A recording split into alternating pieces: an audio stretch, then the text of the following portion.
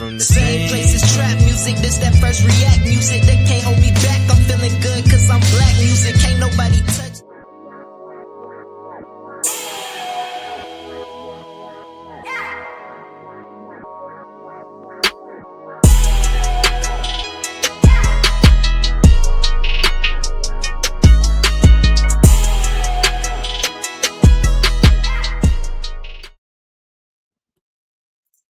Day. Happy Father's Day to everyone out there. Welcome back to another episode of Cigar Sundays Live, where we define, examine, and analyze words, sayings, and phrases used in American culture. And tonight, we are smoking on social integration.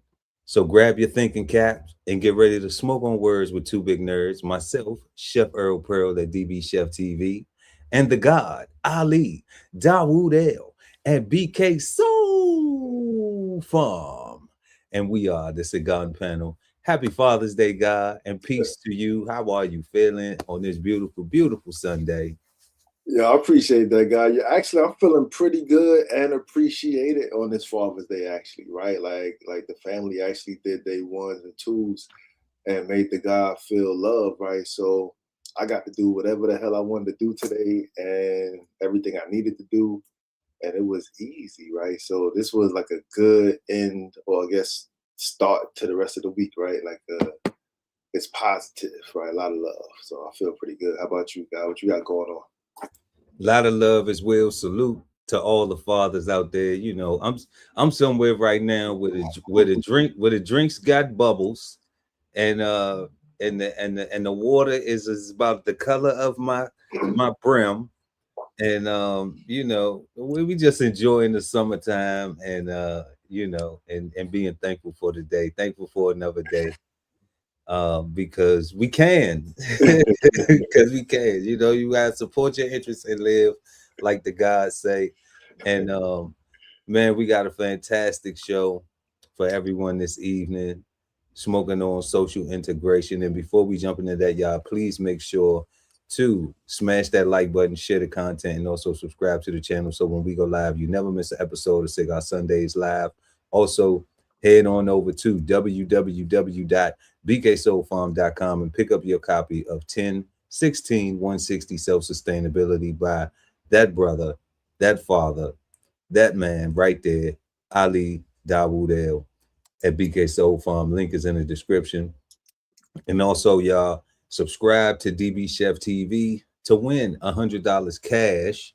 All right, we do this every single month on the third Sunday of the month, right here on Cigar Sundays Live.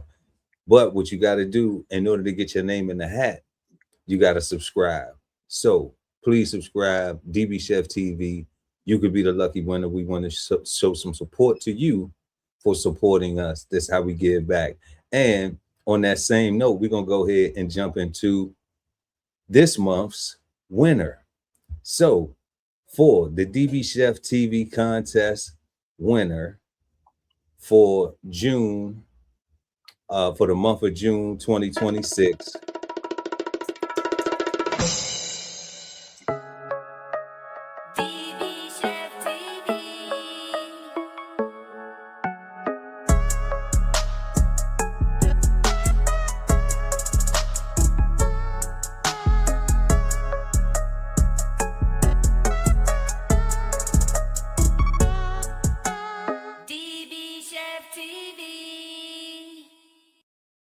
shout out to Minister Raywood Mickles Jr. You are the winner. We want to thank you for supporting us. I know that he is a father. I know he got a little tribe too. So, you know, we thank you. He's been with us since 2024. So we thank you, and we wanted to give today, especially to a father, you know. So that's what we did. And we're gonna be contacting you, Ray, on through various channels, so you can send us your information so we can get you paid. And thanks to Cole Season, who is the co-host of Brunch with the Fellas, another podcast that we have here on trending topics. that we do each and every Friday night at 9 p.m. live is $200. So it's going to be $200 this time. And once again, we thank you, Ray Wood, Minister Ray Wood Mickles Jr., and just a round of applause for supporting us. Thank you. So let's get into tonight's show, y'all. So, like we said, we are smoking on social integration. And we have 5 questions around tonight's phrase. And our first question is, what do you think of when you hear social integration? 2, can a community or society be diverse without being socially integrated? 3, comparing pre-segregation with present day, has social integration made things better for Black people in America? If yes or no, explain. 4th, does social media encourage social integration or social separation? Why or why not? And our 5th and final, last but never least question, is the phrase social integration bad, good, or misunderstood? And you know what you got to do. You got to stick around to the end of the show for the Cigarden Panel to let y'all know what we think, whether it's bad, good, or misunderstood.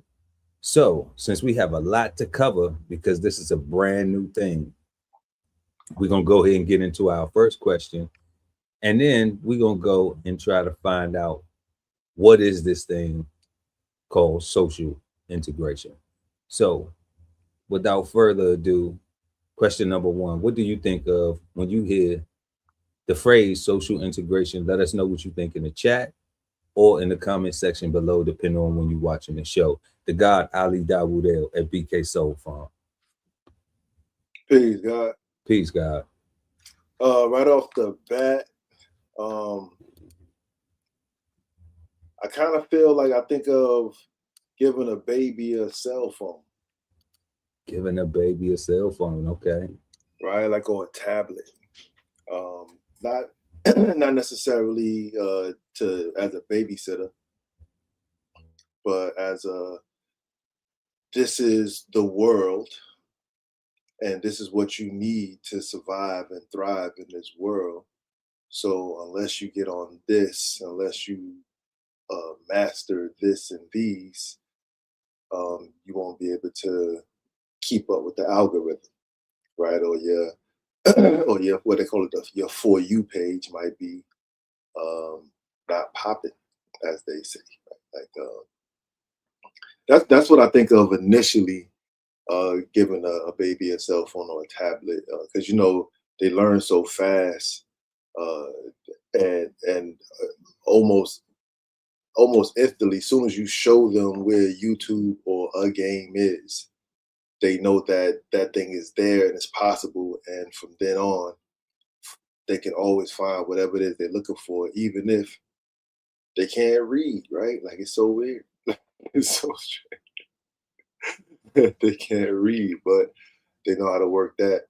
But then looking at the rest of the questions, it had me thinking about other things, about our integration, right? And then I was like, it's kind of like the same thing, right? Like, you gotta, here's this new world that we are in right now, and in order for you to navigate and master it, you have to utilize the tools that are available to you today and right now, right? You can't keep thinking about the old stuff, because that old stuff, while it may still be useful, valuable, and it may still work, it might not be able to get the update, right? So it'll be vulnerable for attack and things like that, right? So, like, think about malware.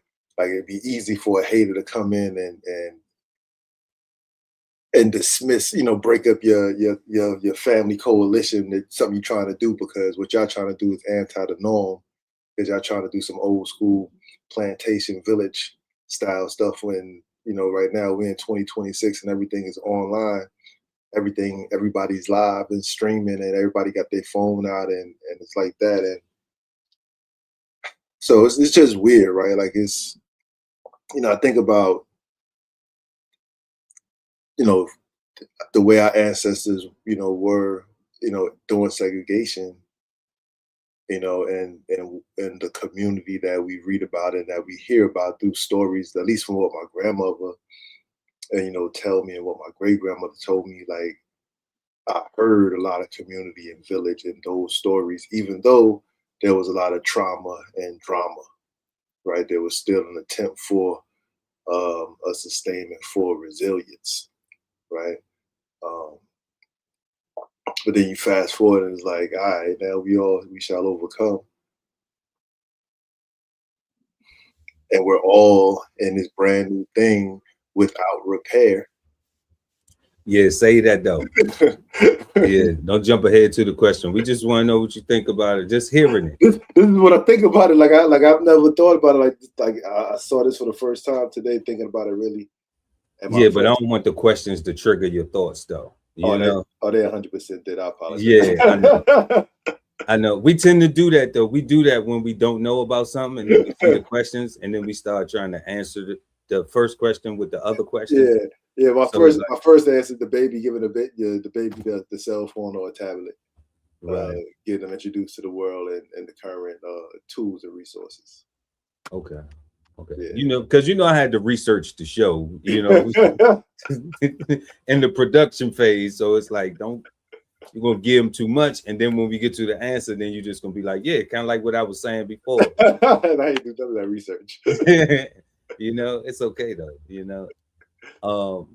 But definitely, y'all let us know what y'all think right now. We are answering our first question. What do you think of when you hear the phrase social integration? And man, like I'm digging that giving the baby a tablet correlation,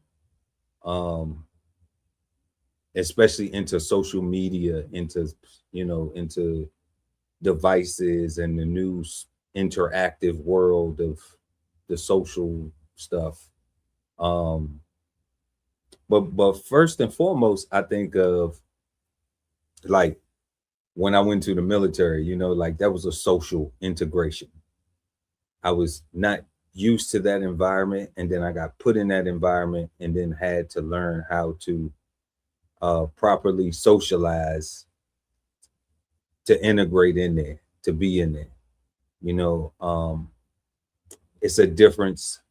I've seen a lot of people come in. Well, I used to like to call it, and I still do like to call it, like an assimilation period, because you go from no discipline to rules that must be followed, whether you like, in order to be there. So if you're going to stay, then you're going to adopt the rules. If if it's going to be permanent for a career, then you're going to have to subscribe. If not, now there is a way that you don't have to drink as much as the Kool-Aid, but that is going to determine how far you go, or your ability to, what do we call it? What's that thing we call, like wearing the mask? Damn, it's just on my tip of my tongue. Code switching. Code switch, right? To depend on your ability to code switch. That will allow you, that will help with your social integration. That's what I'm thinking. I could be wrong. I don't know. We got a lot of different stuff that we're gonna go check out. But that's what I think of when I hear it, is just like, okay, going to a new school. When I was younger, I didn't have the privilege of like going to the same elementary school for my whole elementary years. I didn't have the privilege of going to my same junior high school for all my junior high school years. I didn't have the privilege of going to my same high school for all my high school years, So I went to like 3 different elementary schools. I went to like two or 3 different junior high schools. I went to, I want to say 4 different high schools, you know. So there was always the new guy, you know, like I always had that that new guy anxiety, being put into those environments. And I'm only able to diagnose it now, you know. Then it was just, you know, I gotta go to school. Mom says you got this. Where you going? This where you going to school at? You know, so that's where I look at, like when I hear the word social integration, I think of like where are places that I socially integrate? You know, like going to those different schools, going into the military, and that's really it. It's surface, because I don't know the layers of the depth of what the integration is supposed to, what are the results that I'm supposed to have from it? You know, what am I supposed to gain? What am I supposed to experience? You know, are there any standards that I'm supposed to know to adhere to, or is it all a learning experience? Is it just you get into it and you adapt and you make it what it is, you pick up and you learn those things? Because that's usually the normal, how things normally work. It's like you go in and it's either sink or swim. You hop in the water and it's sink or swim, you know. So that's what I think of it. My own personal experiences, just like, you know, from going to different schools in my youth, and then like joining the military. I can't really think of any other things, because I always been good. Always been good in the hood. Like that's always been easy. When I look at a social integration, well, one thing I would say, like, so when I was talking about moving around, all right, and going to different schools, so all of those schools weren't in the same states. So in those states, one of the things that was like, you have to learn the language, because people got different slang. That's true. You know, so socially, I would say on that social level of being able to communicate effectively, or just understand, like, even if your life is in danger, or you know, or somebody trying to play with you, or you know, then you kind of need to learn what's what. You kind of need to, you know, because I know like when I moved to Atlanta, when I moved to the A, I know people was calling me a lame so much I ain't know what it meant until, you know, somebody told me, like, you know, this girl I used to date, her cousin was just like, man, don't let them talk to you like that.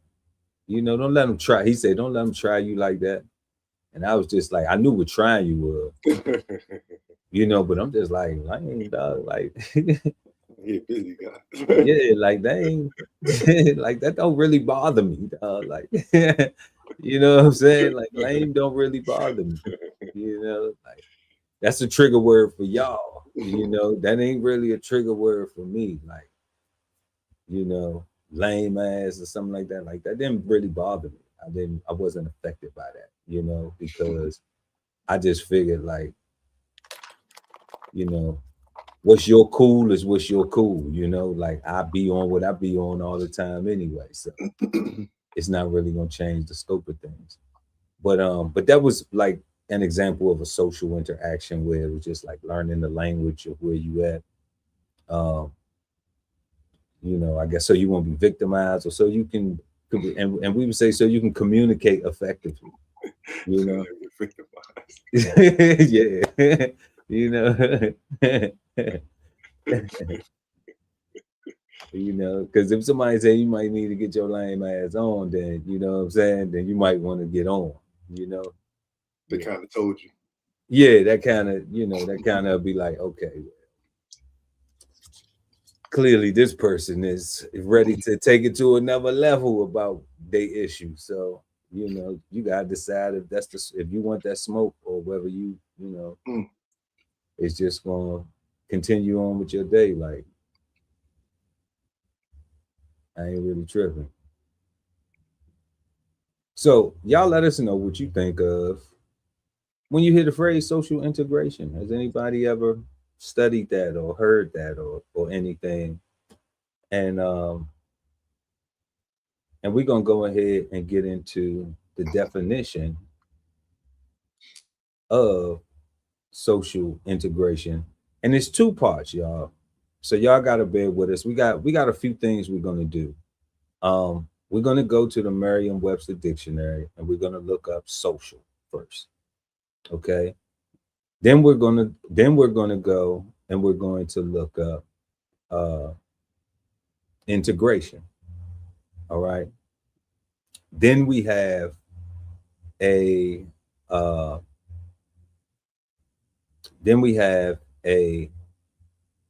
piece from the United Nations website, from UN.org, where they did a study on social integration. We also have a speech from a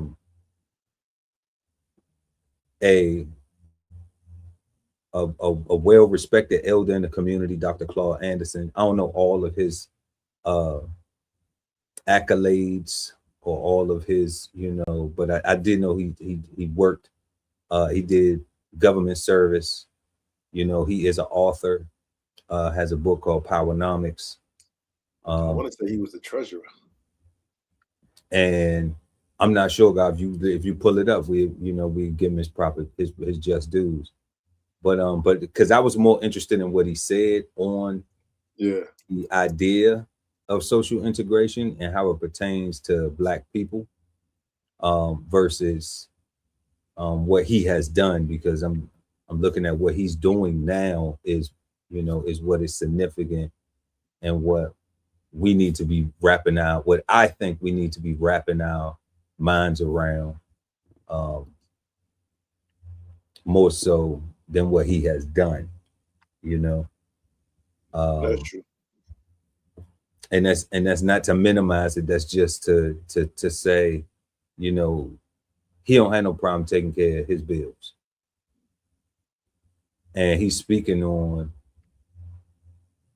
what we can do, as a collective. And a lot of people don't talk about that, don't push that narrative enough about us having more unity, So we're gonna go ahead and jump into the definition of social integration. And we got a few places we're gonna go. So rock with us, y'all. Make sure to smash that like button.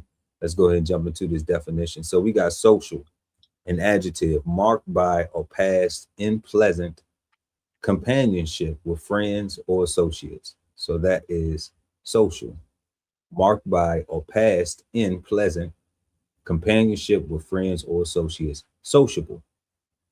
Then we have of, relating to, or designed for sociably. Then two, we see of or relating to human society, the interaction of the individual and the group, or the welfare of human beings as members of society. Okay. Then we have here, let's see, three, tending to form cooperative or interdependent relationships with others. Then we have 3B, living and breeding in more or less organized communities, especially for the purposes of cooperation and mutual benefit, not solitary. Solitary is by yourself. Most people remember, can correlate that most commonly to solitary confinement is where you hear that. All right. Then we have C, of a plant, tending to grow in groups or masses so as to form a pure stand. All right. Then we have 4A, of, relating to, or based on rank or status in a particular society. All right. So there may be like a chief, an elder, you know, a statesman. Then we have 4B, of or relating to the characteristics of the upper classes. Then we have formal. Okay. Then we have 5, being such in social situations. Then we have 6, involving allies or confederates. And then we get to it as a noun, an informal social event or gathering frequently involving a special activity or area of interest. 2, a social security number. 3, social media. 3B, a social media account. Okay. So that's where we get social when we get it as a noun, as the person, place, thing. All right. Then we'll head over through the thesaurus and see how they give it to us. They give it to us as outgoing, also as in colonial, and as in tea party. That's interesting. So as in tea party. So we have, I get it now. so social, as in outgoing, we see likely to seek or enjoy the company of others. So outgoing, friendly, convivial. Is that right? Convivial, yeah.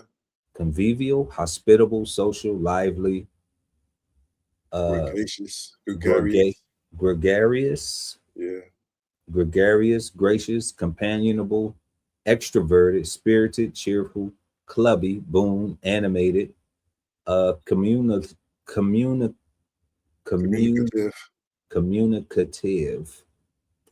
clubbable, gay, clubbable, gay, jolly, talkative, congenial, expansive, folksy, forthcoming, neighborly, amiable, cordial, bright, kindly, genial, jovial, agreeable, affable, vivacious, exuberant, jaunty, buoyant, perky, peppy, effervescent, bubbly, upbeat, sprightly, garrulous, yep, chipper, pert, spriteful, and high-spirited. Then we see colonial, tending to group with others of the same kind. Colonial, associational,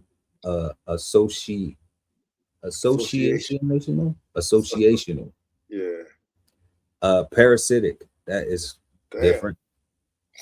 Dependent, social, gregarious, symbiotic,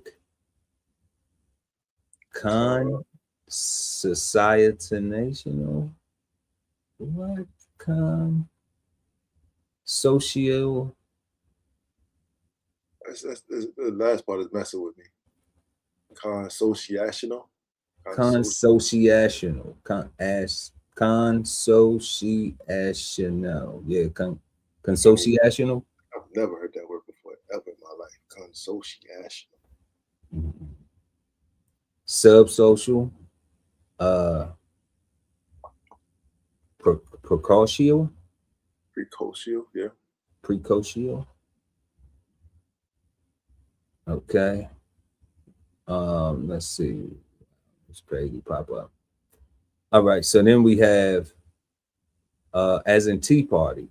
So they don't give you anything as in tea party. They just say tea party, tea, cocktail party, house party, supper, masquerade, hen party, reception, soiree, function, symposium, housewarming. So this just really sounds like something for people to an affair, another party, another party. Yeah. Meet and greet, a shindig, fundraiser, get together. We having a ball. All of these things, affairs. a kegger. Everybody loves a good kegger. That's true. Man, clam bake, all of this stuff, a baby shower, a wedding shower, you know, Yeah. meet me at the saloon so we can tie a couple on, you know. They even have orgy in here, prom, Bashanala, sat, Bacchanal, okay, Saturnalia. and we got a gala, an occasion, okay, and we're gonna do the do. There we go, right there, doing the do. It's a Doing the ball, do. it's a bash, the summer bash, summer bash. Okay, so that is social right there. All right. And then what we're going to do is we're going to go right here to integration, and we're going to look at what integration gives us. And integration gives us the act or process or an instance of integrating, such as incorporation as equals to society or an organization of individuals of different groups, often used with into. All right, then we see B, coordination of mental processes into a normal, effective personality or with the environment. Then we see mathematics, the operation of finding a function whose differential is known. And we see the operation of solving a differential equation. All right. So when we see this, you know, the only thing that we kind of tie in this social integration to is maybe this incorporation as equals into society or an organization of individuals of different groups. And that's because those groups have been placed into race categories versus just being a human category. Because if we were just all humans, then it wouldn't be a black, a white, a this, a that, a Latino, a Asian, or this. It would just be like, we're all people. So because we have been broken into these different groups, you know, then this is where I'm seeing that we'll be leaning more towards with tonight's conversation. And then let's go over here to this thesaurus to see what we get. So we just get as an absorption.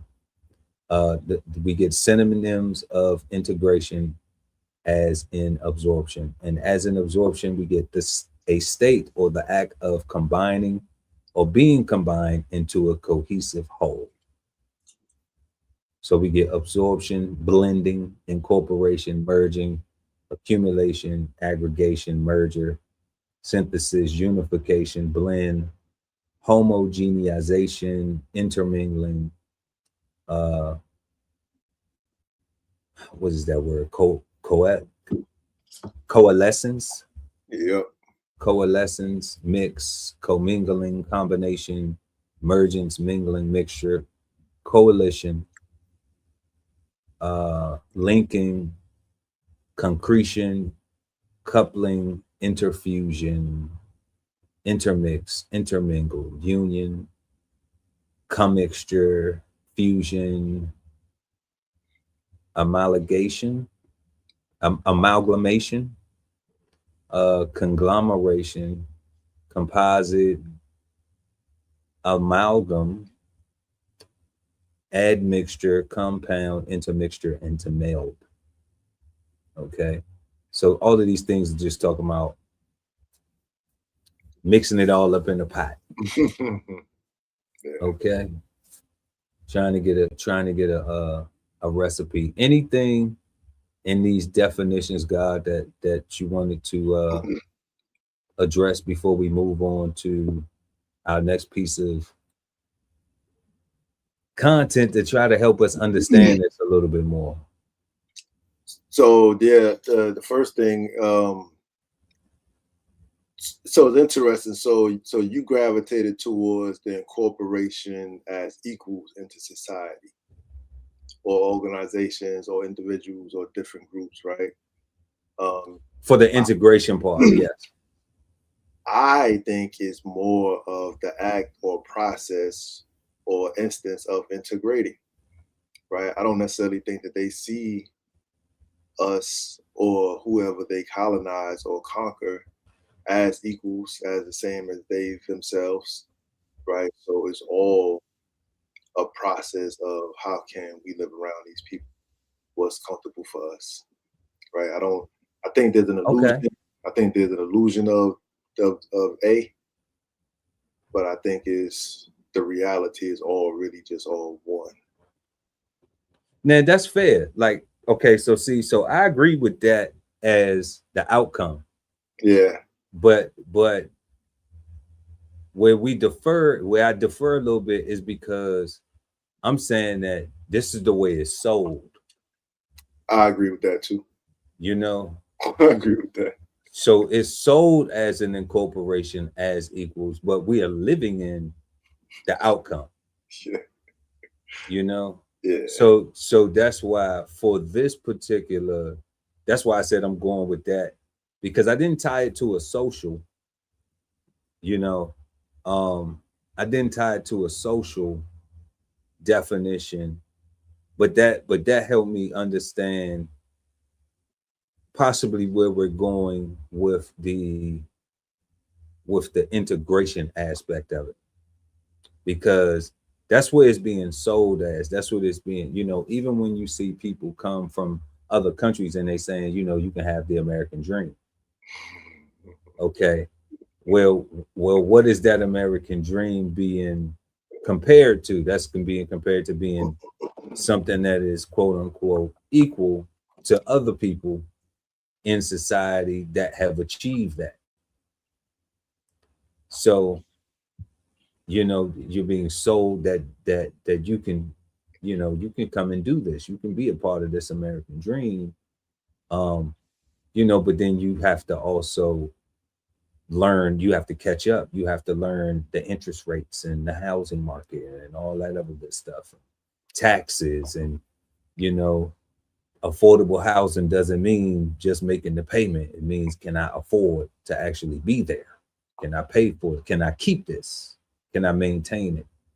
You know, if I can't afford the maintenance, then I can't afford it, you know? And that just goes on with so many things, you know, vehicles, you know, buying a really expensive sports car versus buying something that is you know, something that is fairly inexpensive to maintain, and still allows you to be able to reach your destinations comfortably and safely. So um looking back at the social definitions,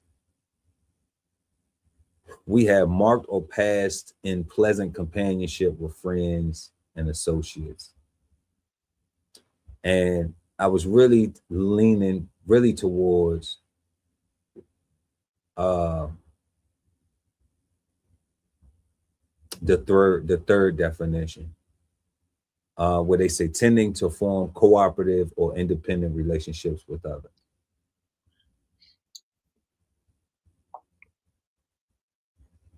And that's why I think Hmm.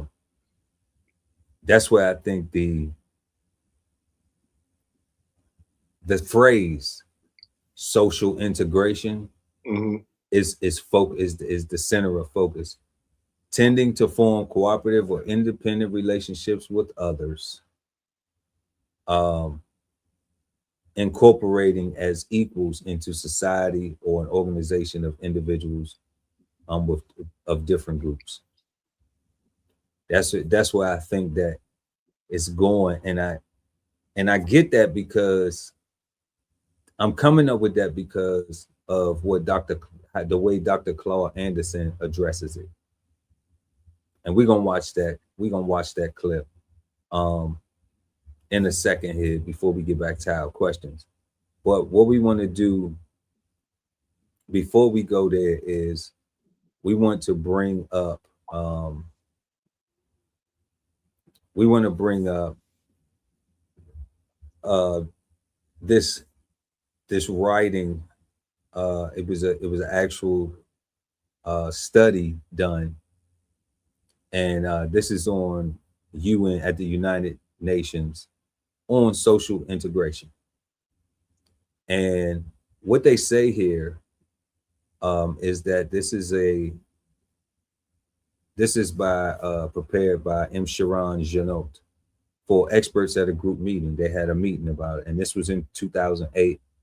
So the link will be in the description. This is public information. It says social integration is one of a constellation of social, quote, terms that is being used widely in contemporary policy development to describe concepts whose aim, as stated by the Copenhagen Declaration and Program of Action, to foster societies that are stable, safe, just, and tolerant, and respect diversity, equality of opportunity, and participation of all people.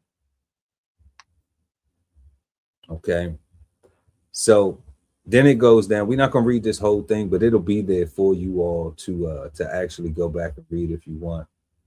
But then it says here, this short paper is intended to highlight some of the main conceptual, contextual, and policy issues surrounding the use of the term. It is likely to raise more questions than answers, but that may be appropriate as a point of departure for a series of brainstorming sessions focused on the problems of promoting social integration. Okay, and then right here, we're going to read this part too, because it's important that we know this, that we understand this. It says, while participants at these sessions were encouraged to conclude their papers with policy recommendations, the conclusions at the end of this paper should be considered in the same light as provisional and as points of departure for further discussion. Okay, so that doesn't seem like they're really looking for a solution. You know, to me, that really seems like they're just looking to figure out how can we do this, and you know, and keep it as something that you continue to try to find a problem for. You don't solve anything. Okay. So this is the social inclusion part, and they have this this box one where they have all of these different elements and dimensions that were spatial, relational, functional, and developmental, and then participation, empowerment, and agency. So they just broke it down into categories: public spaces, private spaces, physical location, social proximity, emotional connectedness, capabilities, developmental capacities, participation and agency freedoms, geographic, proximity, distance, economic, proximity and distance, recognition, solidarity, assets, liabilities, talents, potential, human capital, okay, empowerment and power. And then you go down here to this thing called Maslow's pyramid. In the lower four levels, the deficiency needs must be met, therefore, before the highest level can be achieved. Okay, so in the Laidlaw Foundation and Schuchner formulations, inclusion also depends on the satisfaction of these needs, although neither are as explicit as Maslow about matching orders of inclusion or well-being to specific needs. However, both conceptualizations do recognize, that social inclusion must be both multidimensional and transformative. In this regard, they are also in line with the conclusion of Canadian social cohesion researchers that policy interventions must be taken on several fronts and must have substantive and measurable outcomes. Okay. So just looking at this little pyramid that they got, using a pyramid, funny. They have these different things that till you reach the capstone of self-actualization. So you have psychological safety, love and belonging, esteem, and then there's self-actualization. So breathing, food, water, sex, sleep, homeostasis, erection is their psychological. Then safety, security of body, of employment, of resources, of morality, of the family, of health, of property. Then friendship, family, sexual intimacy. Then esteem, self-esteem, confidence, achievement, respect of others, respect by others. And then self-actualization is morality, creativity, spontaneity, problem solving, lack of prejudice, acceptance of facts. Okay. So then I wanted to go down here and show, we wanted to scroll down real quick. Yeah, boom, boom, boom, boom, boom. I wanted to show this model right here. Was it this model or was it? No, we didn't want to show that. Okay, so we wanted to go down here to this social capital, and what we wanted to see was at the end of the project. That's what we wanted to see at the end of the project. No, here we go. Social integration. I couldn't highlight this thing, so I could get.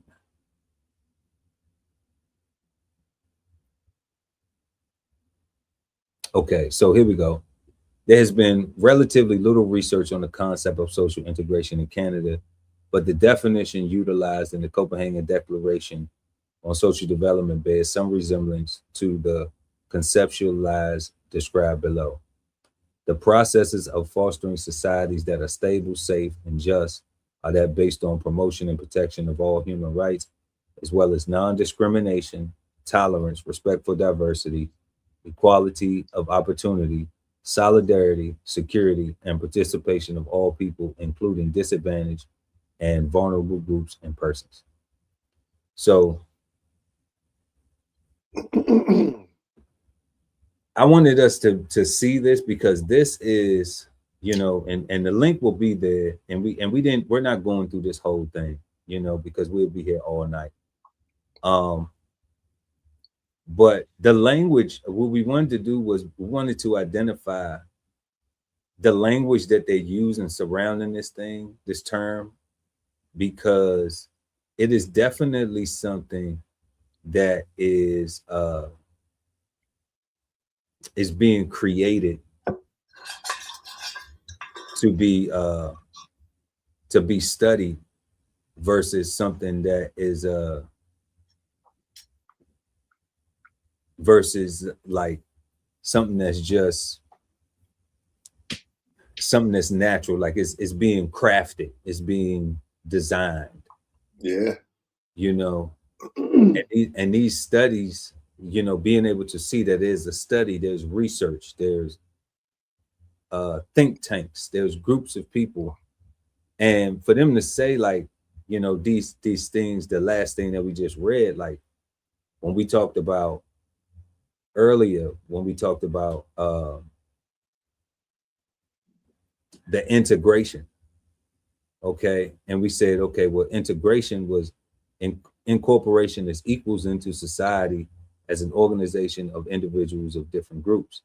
Okay, but then we also just read right here where it was just saying the process of fostering societies that are stable, safe, just, based on promotion, protection of human rights, as well as non-discrimination, tolerance, respect for diversity, equality of opportunity, solidarity, security, and participation of all people, including disadvantaged and vulnerable groups and persons. Like, that ain't going down right now. Which is why that's the B part. that's what they sell it. And that's what I'm saying. Like they're selling that, but that's not the end product that we're seeing. No. So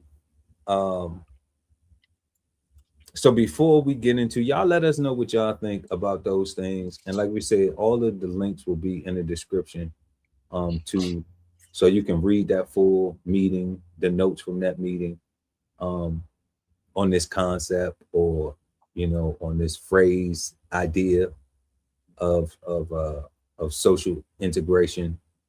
But before we get into our questions, we are going to get back to our questions. We're going to listen to a snippet from Dr. Claude Anderson. Black people in America, you are not progressing. I've been telling you that now for 25 to 30 years, even when I was with the Carter administration going around the country. You're not going to progress. You're going backwards. You're going backwards. The only people, blacks in America, are progressing are those who are locked into a vein called entertainers. If you're an entertainer, what you're telling white folk is that you are safe as a birth control pill. Ain't nothing going to happen. You're not going to do anything for black folk. If you're running with a ball, joking, telling jokes, singing, dancing, that's safe. White folk, that doesn't frighten white folk. They'll give you a television show. They'll put you on 10 television shows. They'll make you a host of a television show. They'll let you broadcast every sport event. As long as you don't address any issues dealing with black folk and the problems that black folk have. And so when you all see all these blacks on television, read about them in the newspaper, those blacks have been classified as being 20 times safer than the birth control pill. There ain't nothing going to happen for black folk. And so this morning, I will let you know that you are not progressing. You're not progressing. And first and foremostly, social integration has failed. Get that through your head. Social integration has failed. As a matter of fact, you lost in social integration. You didn't gain anything. You lost everything you had. Any black person here in this auditorium today that's more than 50 years of age can tell you what you used to have. You have nothing now. You used to have theaters and bus companies, cab companies. You used to have almost everything that whites had, but now you have nothing. Why? Because see, social integration is a weakening process. It is not designed to empower you. Powernomics might be, but social integration is not. You cannot integrate anything you cannot empower anything by integrating it. You weaken it. And in social integration in this country, what social integration did was make you a guest. You became a guest in what other people own and control. And any of you know that once your guest has been with you for 2 or 3 days, you want to get rid of them. We are guests. You don't own any hotels. You don't own anything of value in the country. That's why everybody's been pushing social integration. That's why you no longer have communities. You used to have decent communities in every black city in America. I used to be able to go to any city and find a black neighborhood, not a neighborhood, those neighborhood communities. You used to have some of the finest communities in America right here in LA. You had a Compton, you had a Inglewood, you had a Watts, you had a South Central, you had something. You got nothing now. And all my blacks who were so silly enough, they moved out of the city up into the mountains and said, I'm getting away from all those people. I'm going to go up in the mountain by myself. And you turn over the city to the people you're competing against. Social integration cannot enhance you. Now, anybody in social economics knows this. The Jews found this out way back a long time ago in the 1500s in Europe, when Jews tried to socially integrate. And Jews found out very quickly it is a weakening process. They became at risk. Okay. So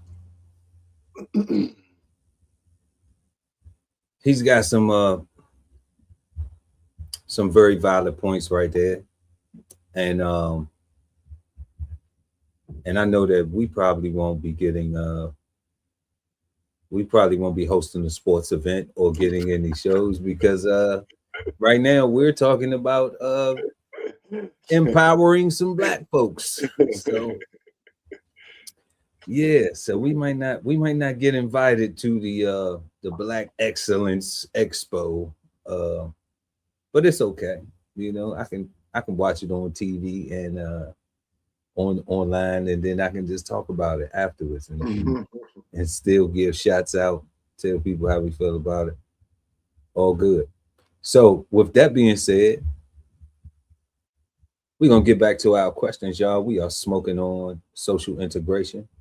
And that was just some words from Dr. Claude Anderson. And y'all let us know what y'all think about that.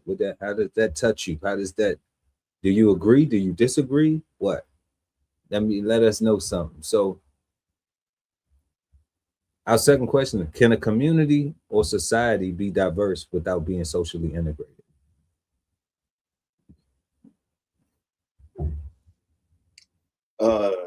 Yes.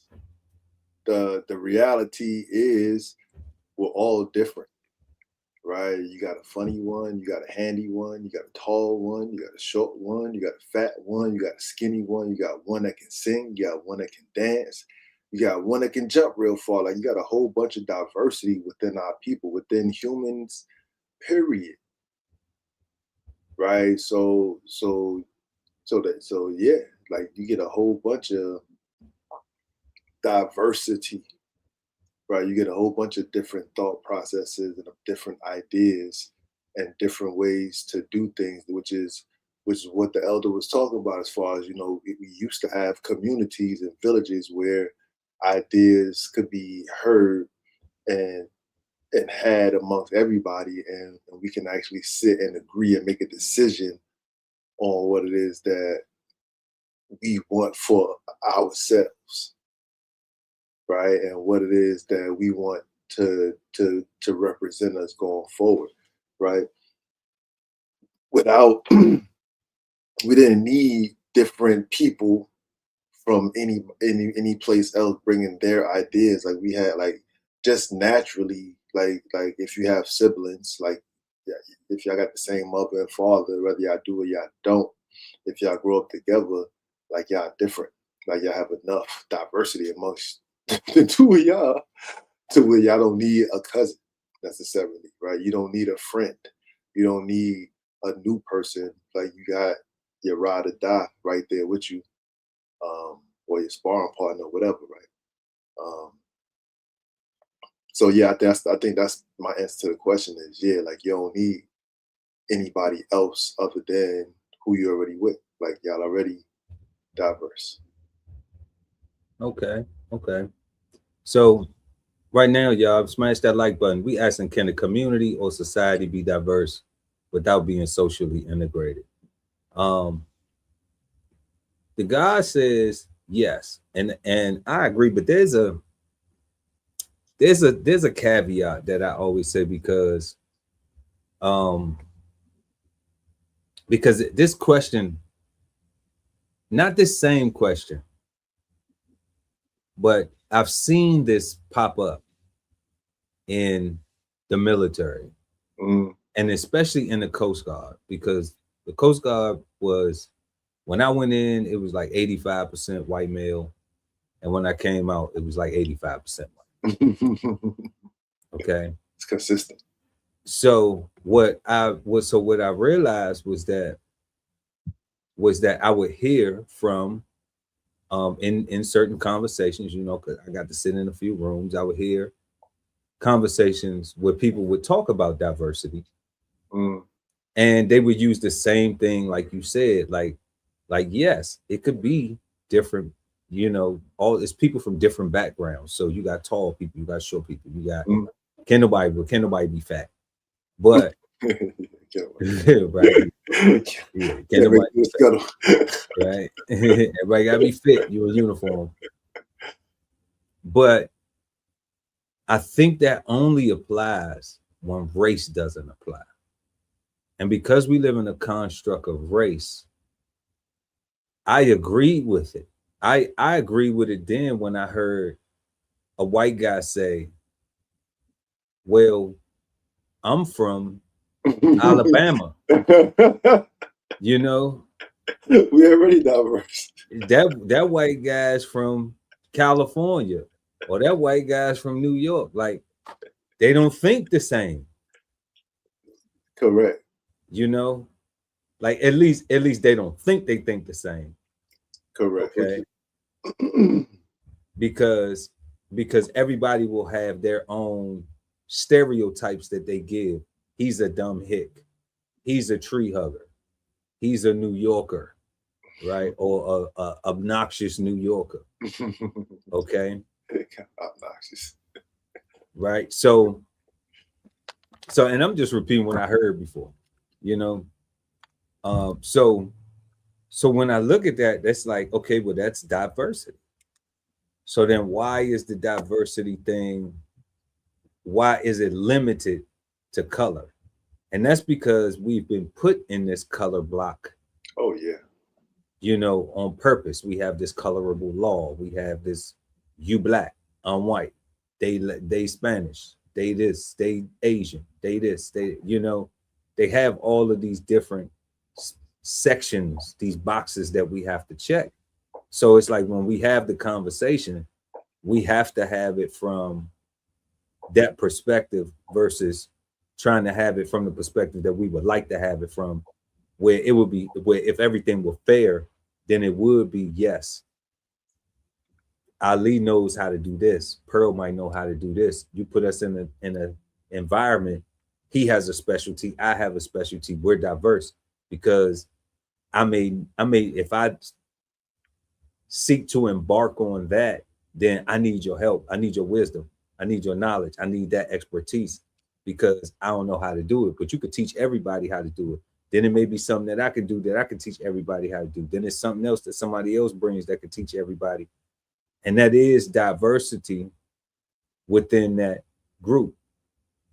But then when we start putting colors on it, it's like, okay, well, now, well, how many black do we need in the group? What is the minimum for us to meet the requirement that we have diversity inclusion, right? That we have integrated socially enough color for it to be what's considered to be a diverse environment. You know, it's not, even though it may be two people of two different ethnicities that are just as qualified to do the same job, but they remove the skill and the talent from the level of diversity to what you look like and how many people we need here to fulfill our diversity quota. Yeah, this is America.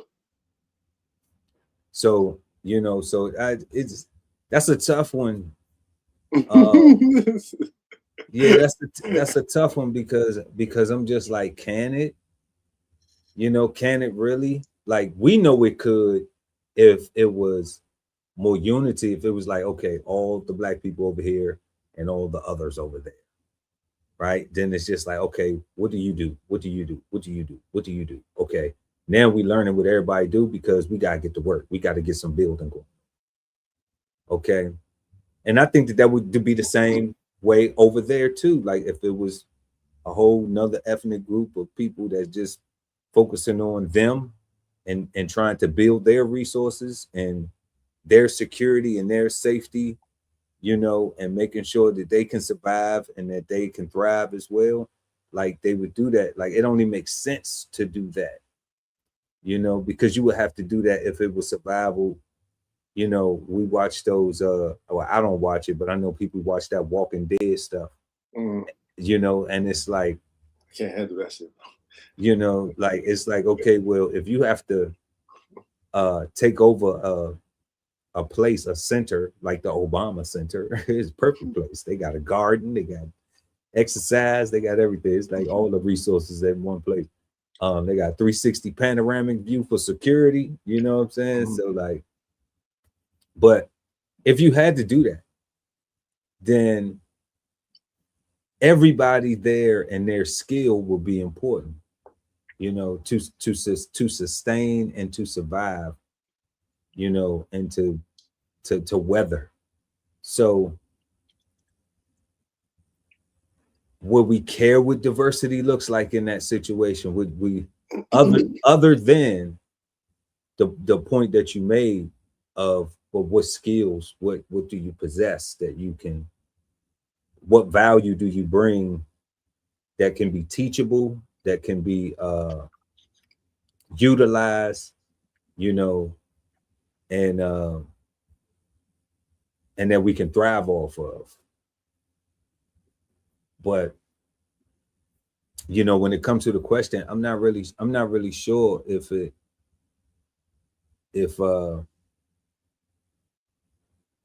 the community can be diverse or it's, you know, without being socially integrated, based on what they talking about. And we know that this don't really exist though, based on the concept.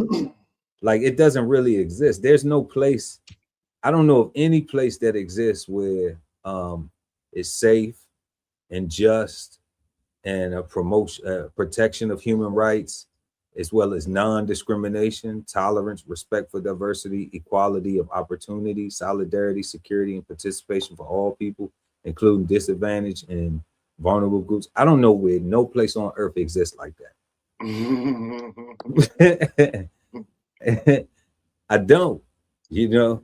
Been around the world, and yeah, and I've been around the world, so like, yeah. I don't know where no place on the planet exists like that. So I'm gonna be honest with you guys. When I was looking at that question, I know I might have used language like cousins and brothers and sisters, but I'm thinking about my neighborhood, right? My projects, my block, my area.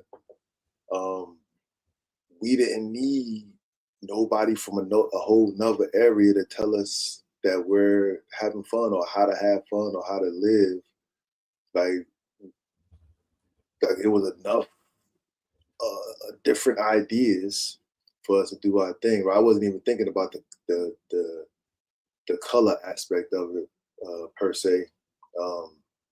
I get that. I'm just thinking about like as regular, like the problem with the social part, and why I think, you know, Dr. Claude Anderson said that it failed, is because even when you look at that paper, even they didn't want to say that what we conclude is the answer. They said, yo, we want to offer what we come up with to the universe, and hopefully somebody grab it and they say this is what social integration really is.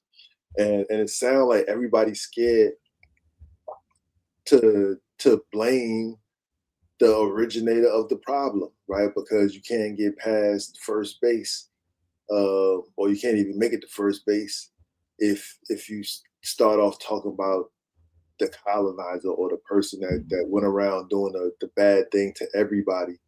And the reason why you're putting color on everything is because of this like, you got to get past all that stuff, honestly, right? Like, you got to have real repair and be able to have open communication. And because that's not able to be happening,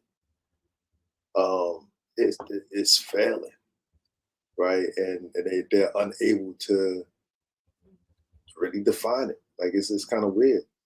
Yeah, I think we had it though. I think we've had it. I think the discussion has been had, and they've responded. And they've responded with, we're not going to apologize, and you're not going to get reparations, because it was legal because we made the laws when we did it. So, you know, tough boob. And what is that? And that's social integration, right? It's like, we did that, it was okay, and now you're here, so don't be mad. Don't be mad no more. Yeah, so, you know, well, they're not saying don't be mad.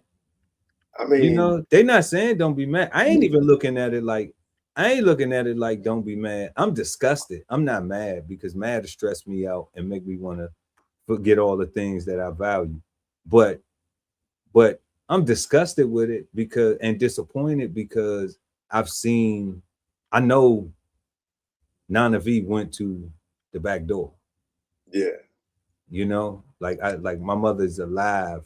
Yeah. And told me she went to the back door, you know? So like, I understand that it was real. Like, even if people doubt the slavery story and whatever else, like the Jim Crow and the redlining and the lynching and the sicking the dogs and the people getting hung, them pictures are real. That stuff was happening. And a lot of that stuff is in our lifetime. And You know, right, yeah, right. in our parents' lifetime, yeah, and grandparents, yeah. Like we ain't go through none of that. Born in the 70s, we ain't go through none of that. But understanding that it was just happening a couple years prior to our, you know, like it's not when you talk about like 64, 63, you know, like that's not 65 years.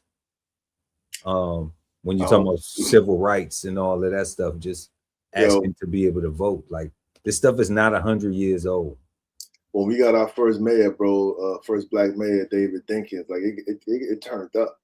Like it felt like the 60s. Like it felt like it felt like the stories my grandmother was telling me was happening in real time. Like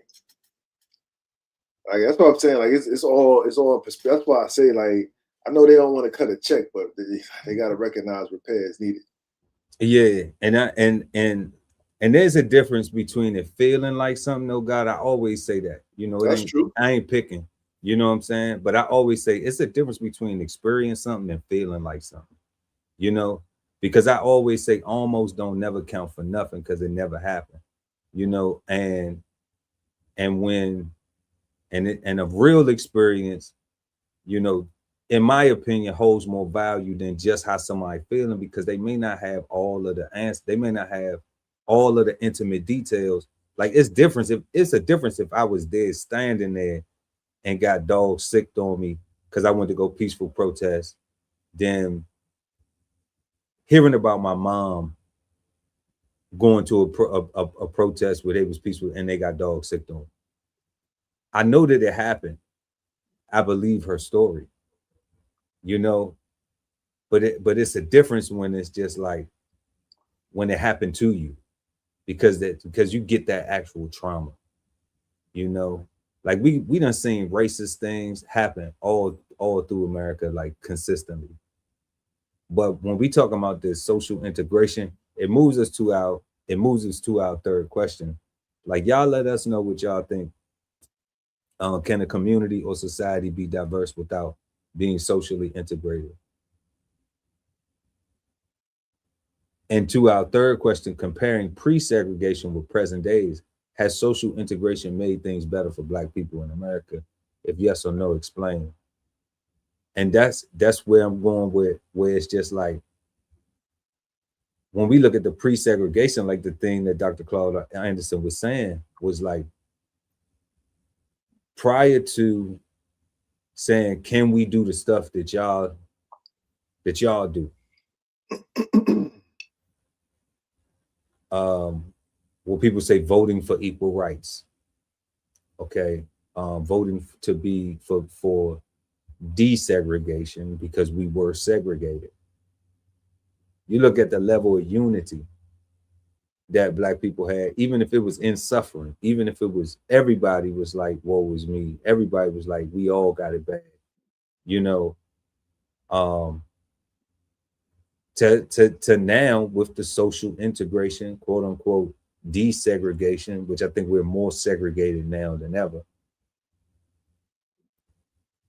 To Dr. Claude Anderson's point, it's a few people that, you know, some entertainers, some athletes, a few people that, and I don't just want to just put it all on them, but it's a few people that make a certain amount of money, they get to a certain level, and then they think like it don't apply to them, or their attitude is looking down on the others, you know, who may be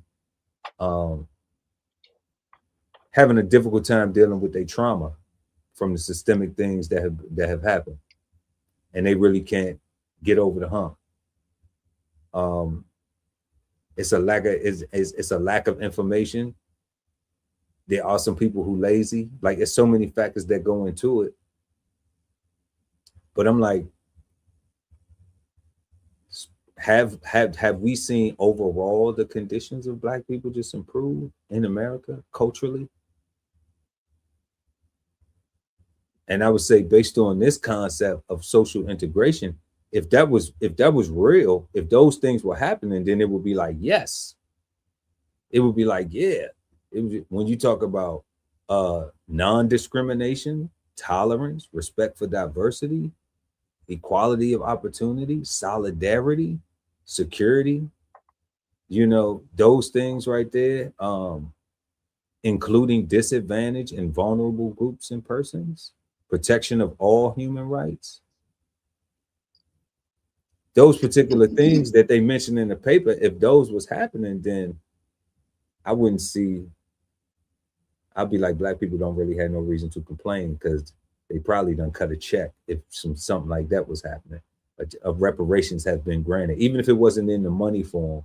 There's been some form of reparations to make sure that the principles and morals and ethics of America, bottom line, lines up with that for everybody that's here.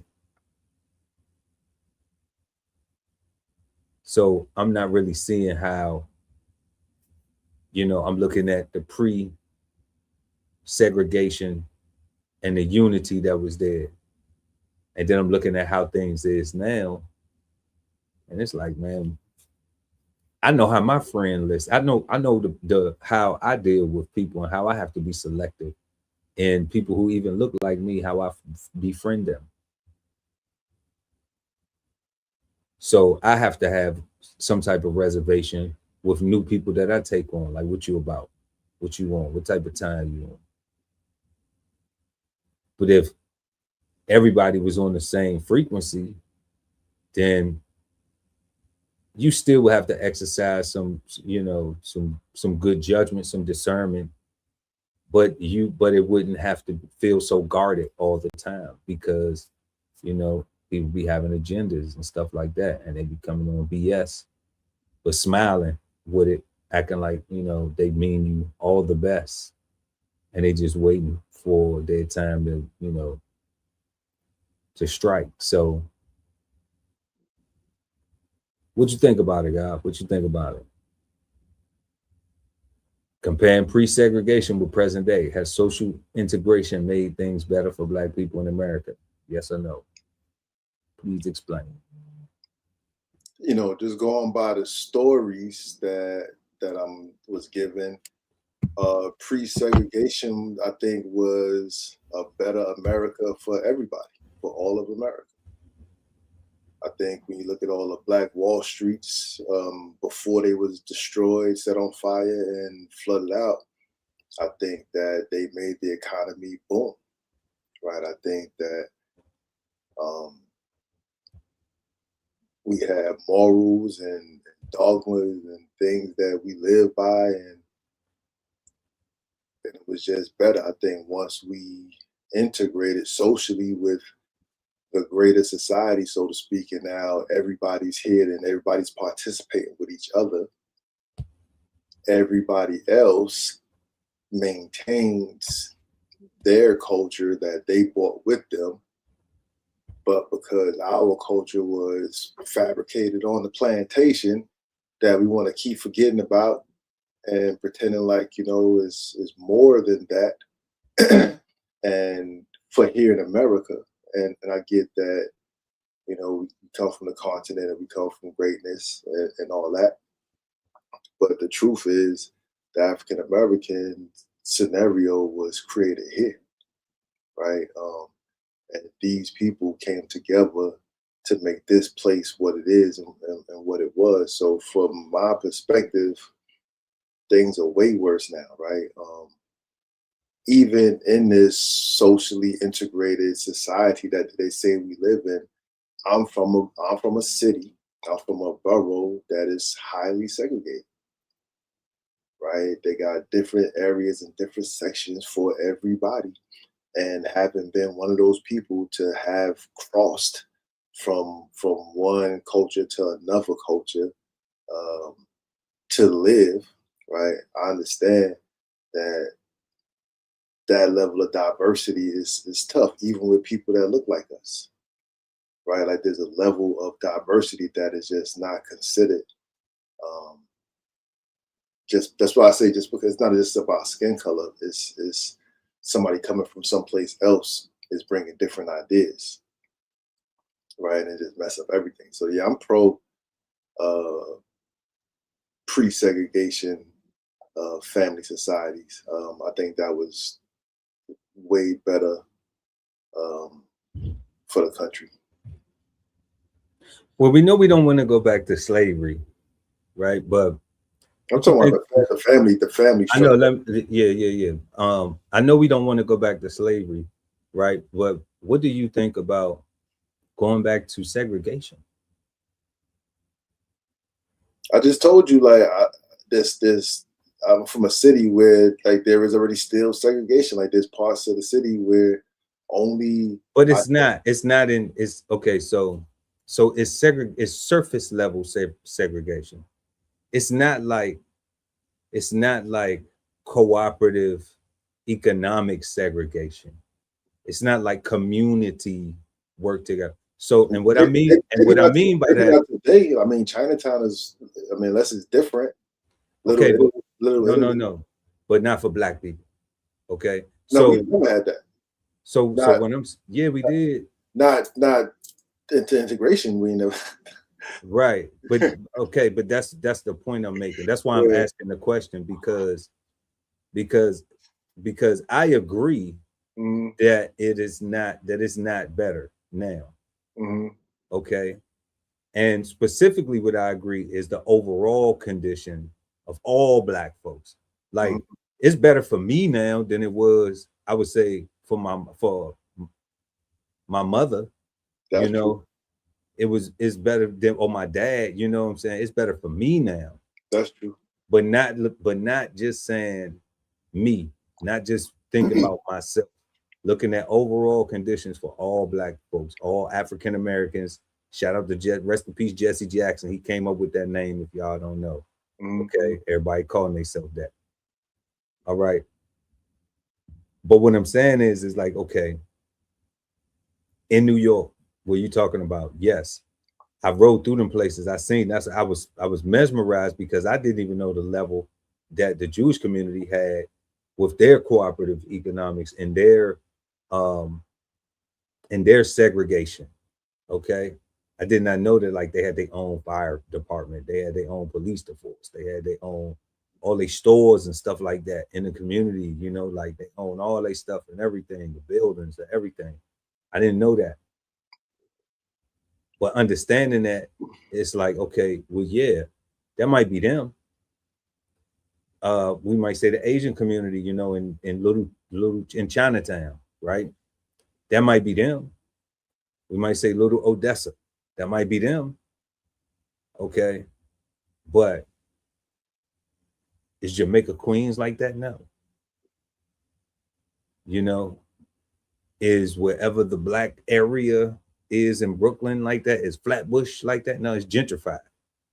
You know, is East New York like that? No, it's gentrified. You know, like the large buildings that's going up, that's making the new places and stuff like that. That ain't Black people ain't owning them buildings. You know, that's not people from the community that had the cleaners, the you know, like when they talk about like even I would say probably in the 80s, you know, with the what was that, the paid in full, like they had the Black man owned the cleaners, another guy had a pizza shop, you know, this, that, and stuff. They had little places. Like when we go through these places now, we don't own none of this stuff. So that's how best I was when I was growing up. So yeah, we lived there, right? But that even speaks to now what you're saying. It ain't the same no more, right? So because it's not the same no more, that means that it's not as good as it was then.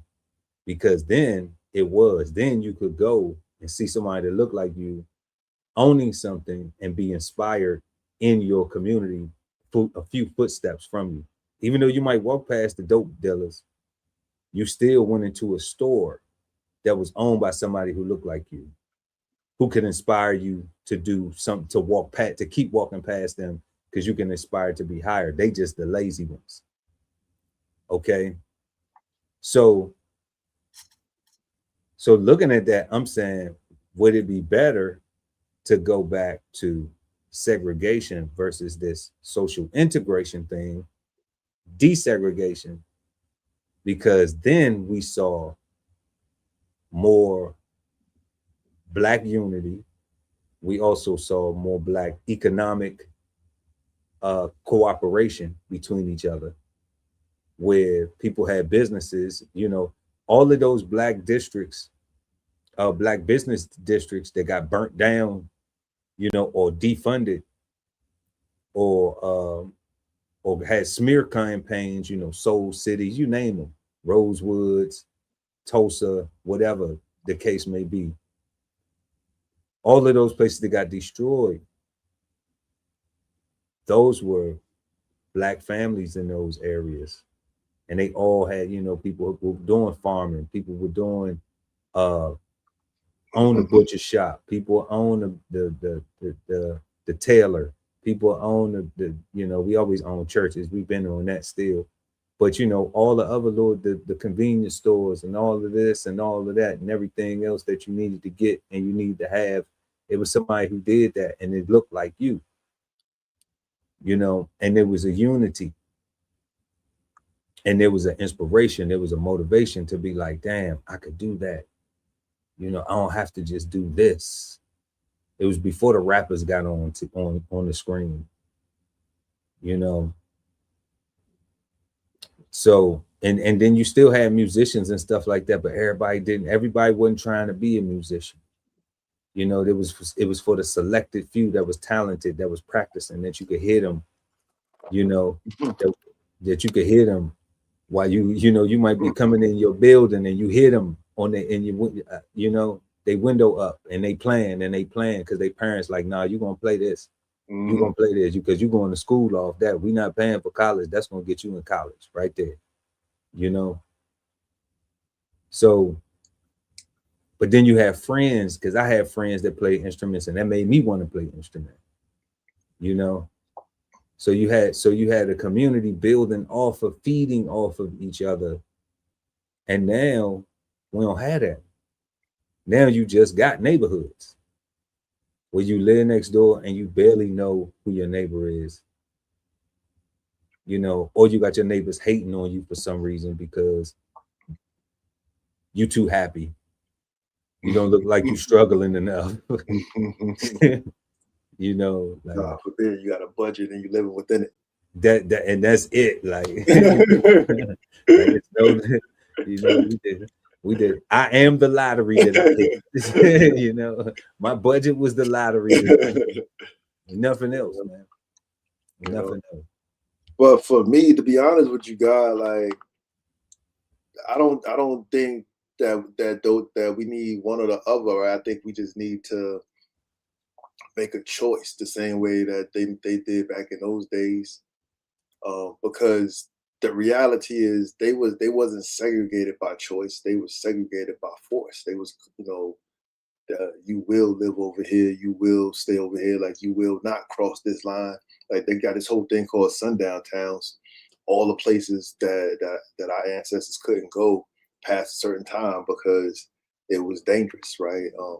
Had whole cities and whatnot. So segregation wasn't something that we said, you know what, hey, we just want to separate ourselves from these white folks because we think they crazy. We're not gonna go back to Africa, but we just gonna go over here and do our own thing and can't wait for them to burn us down. Like, I don't think that's what they said. I think they was forced to go over there. And since they was over there together, I think that they said, hey, what we gonna do? We gonna put up a shut up. And that's did they dizzle. And they had a bunch of Black Wall Streets, right? That's a choice that they made. And I think we just need to make the same choice without being forced to make the choice, as like, for whatever reason. And this is kind of why feelings are important, because, or understanding feelings are important, because if this don't feel like oppression, like if this don't feel like we're being like we need to get our stuff together, if what's going on right now in society doesn't feel like we need to lock arms and and look at and locate your brother to the left and your brother to the right.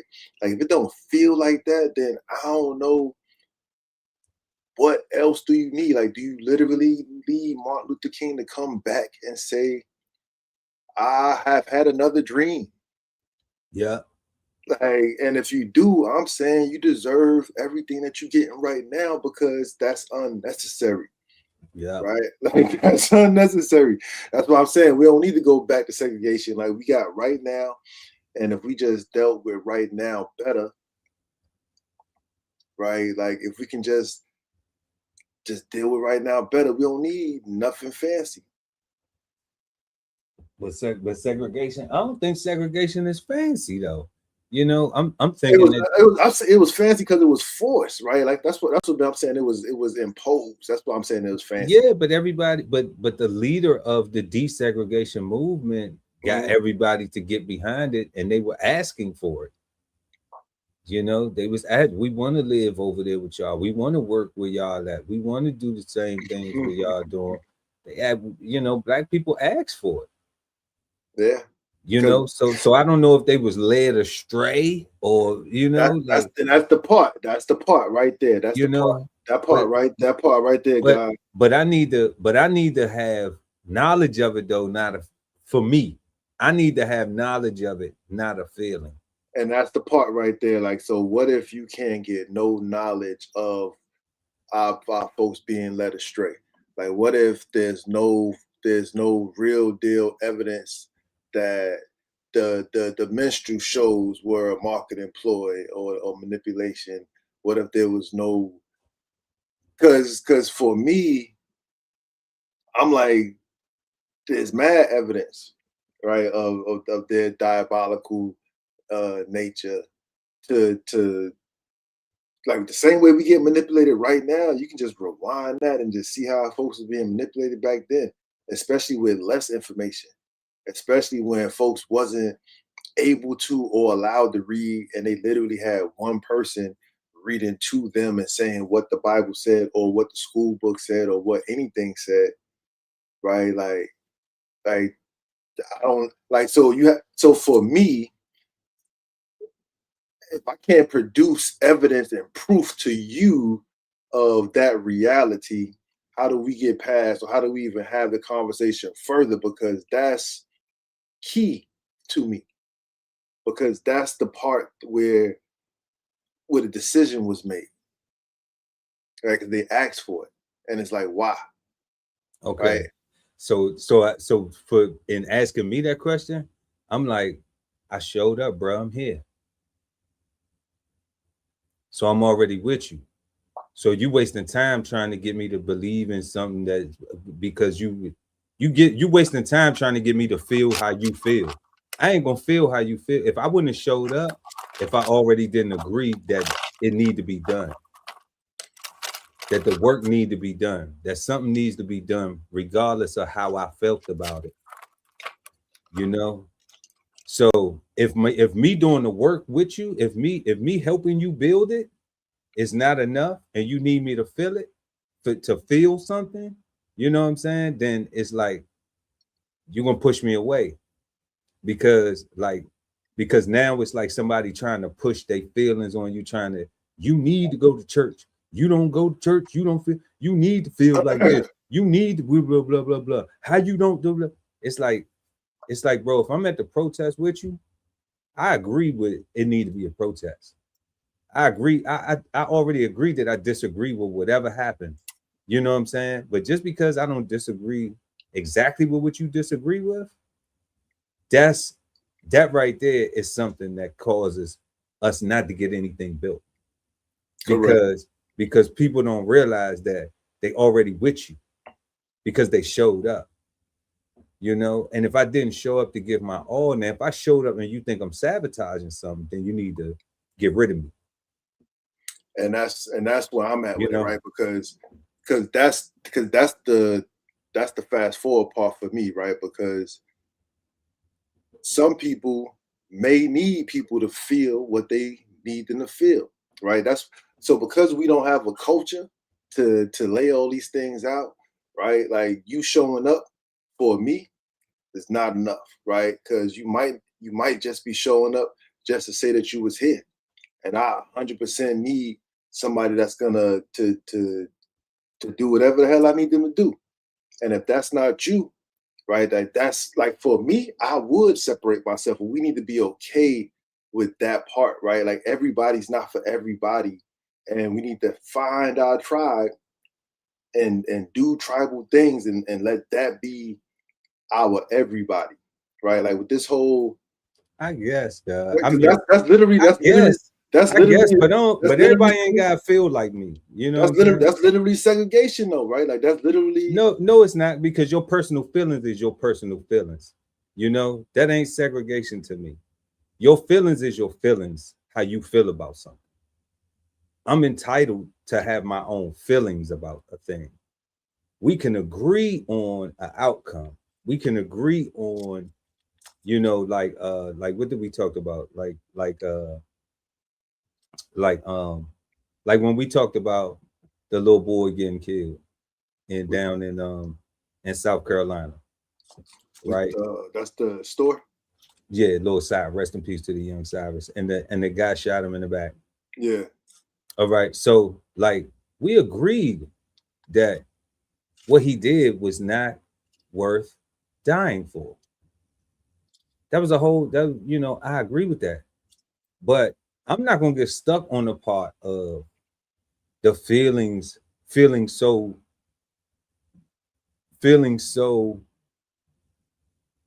mad about or feeling so I would say, like, having extra feelings. I don't even know how to put it because I don't have it about this guy doing this. Like, he should have went to jail for longer than 3 years. Okay. But if I'm not willing to go and turn my feelings into some actions, okay, where I'm just like, okay, you know what? I'm gonna go get the justice then. Since they don't want to do it, I'm gonna go get the justice. Then I'm not gonna feel that strongly about it. I'm gonna be trying to look for what was the action that caused the reaction. I'm gonna be looking at the whole spectrum of everything, because there could be something that I'm stuck on that I go and react, but I haven't examined everything. And I think that we do that now as a culture too much. That's what's coming with, like, this, like we joked about it, like this black Karenism, where it's like, just because we are victims, a lot of the times there's this mindset that we're supposed to minimize the things that we do that are wrong because we've been treated so unjustly for so long. And it's just like, I can't say that. You know, I think if you're a person who ain't never broke the law before, maybe you could say that. But I'm a person who done broke the law before. Statute of limitations up. And I went and served my time for, you know, been through court systems or whatever I had need to go through.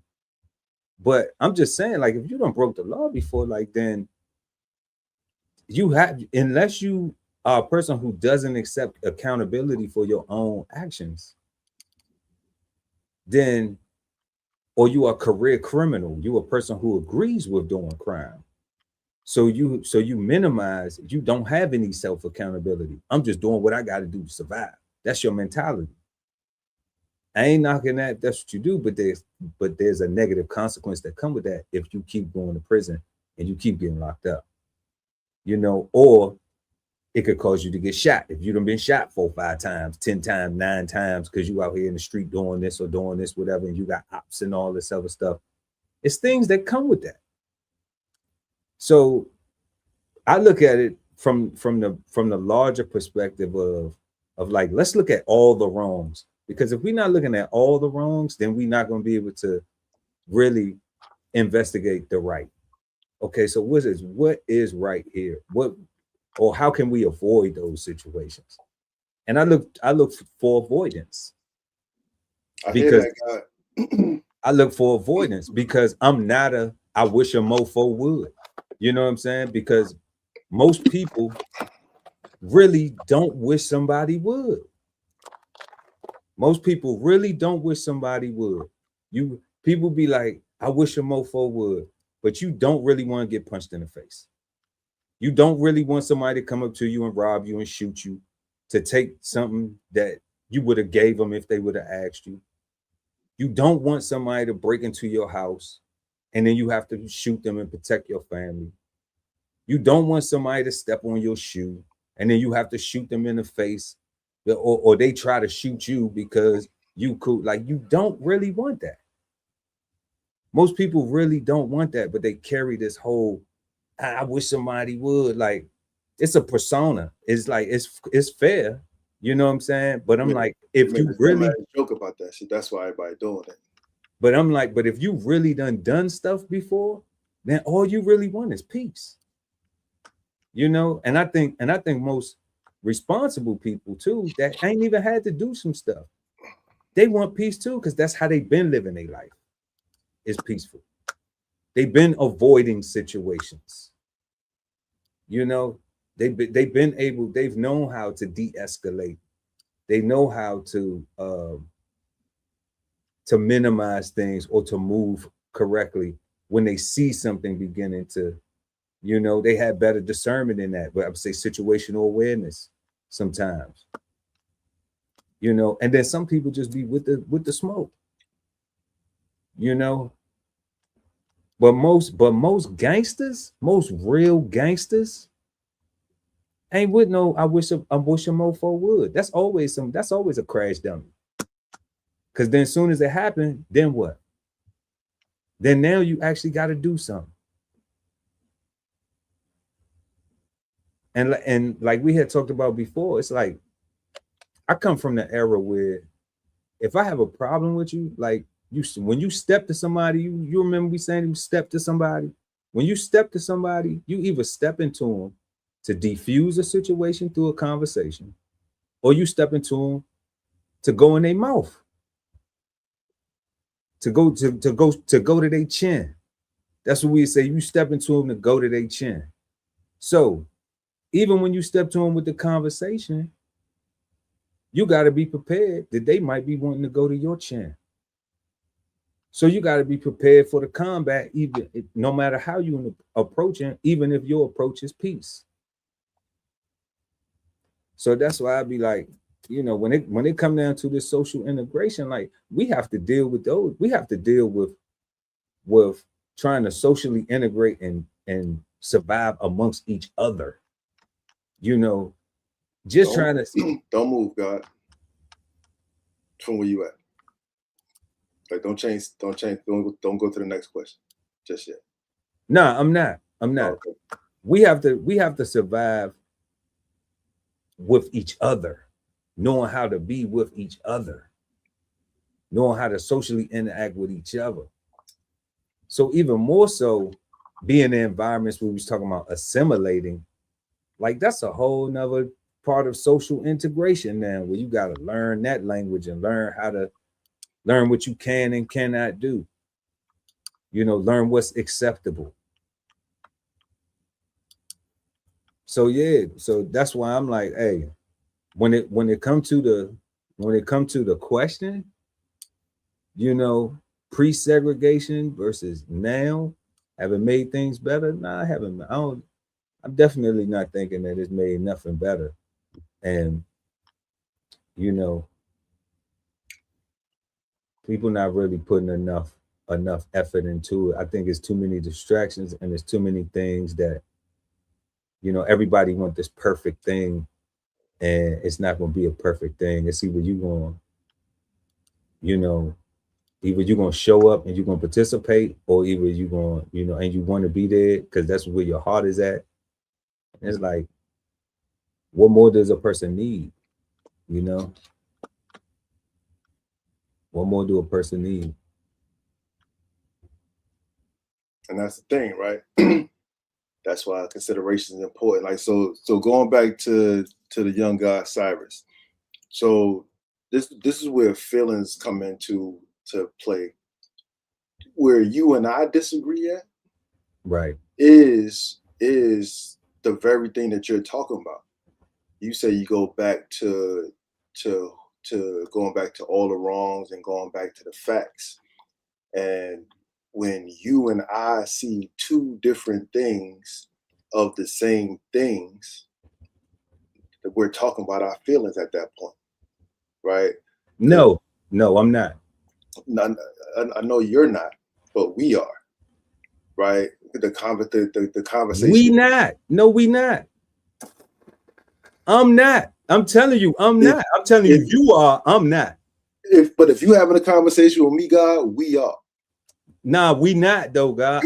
I'm listening to you, but you talking about your. If you have no, I'm God, talking about. If you see something different than what I see, right? We got to resolve that, right? As long as you standing on, and that's why we're talking. That's why I'm saying at that point we're talking about our feelings, because as long as you're standing on what you see, right, and I'm standing on what I see, and it's different than what you see, at that point we're talking about our feelings, right? No.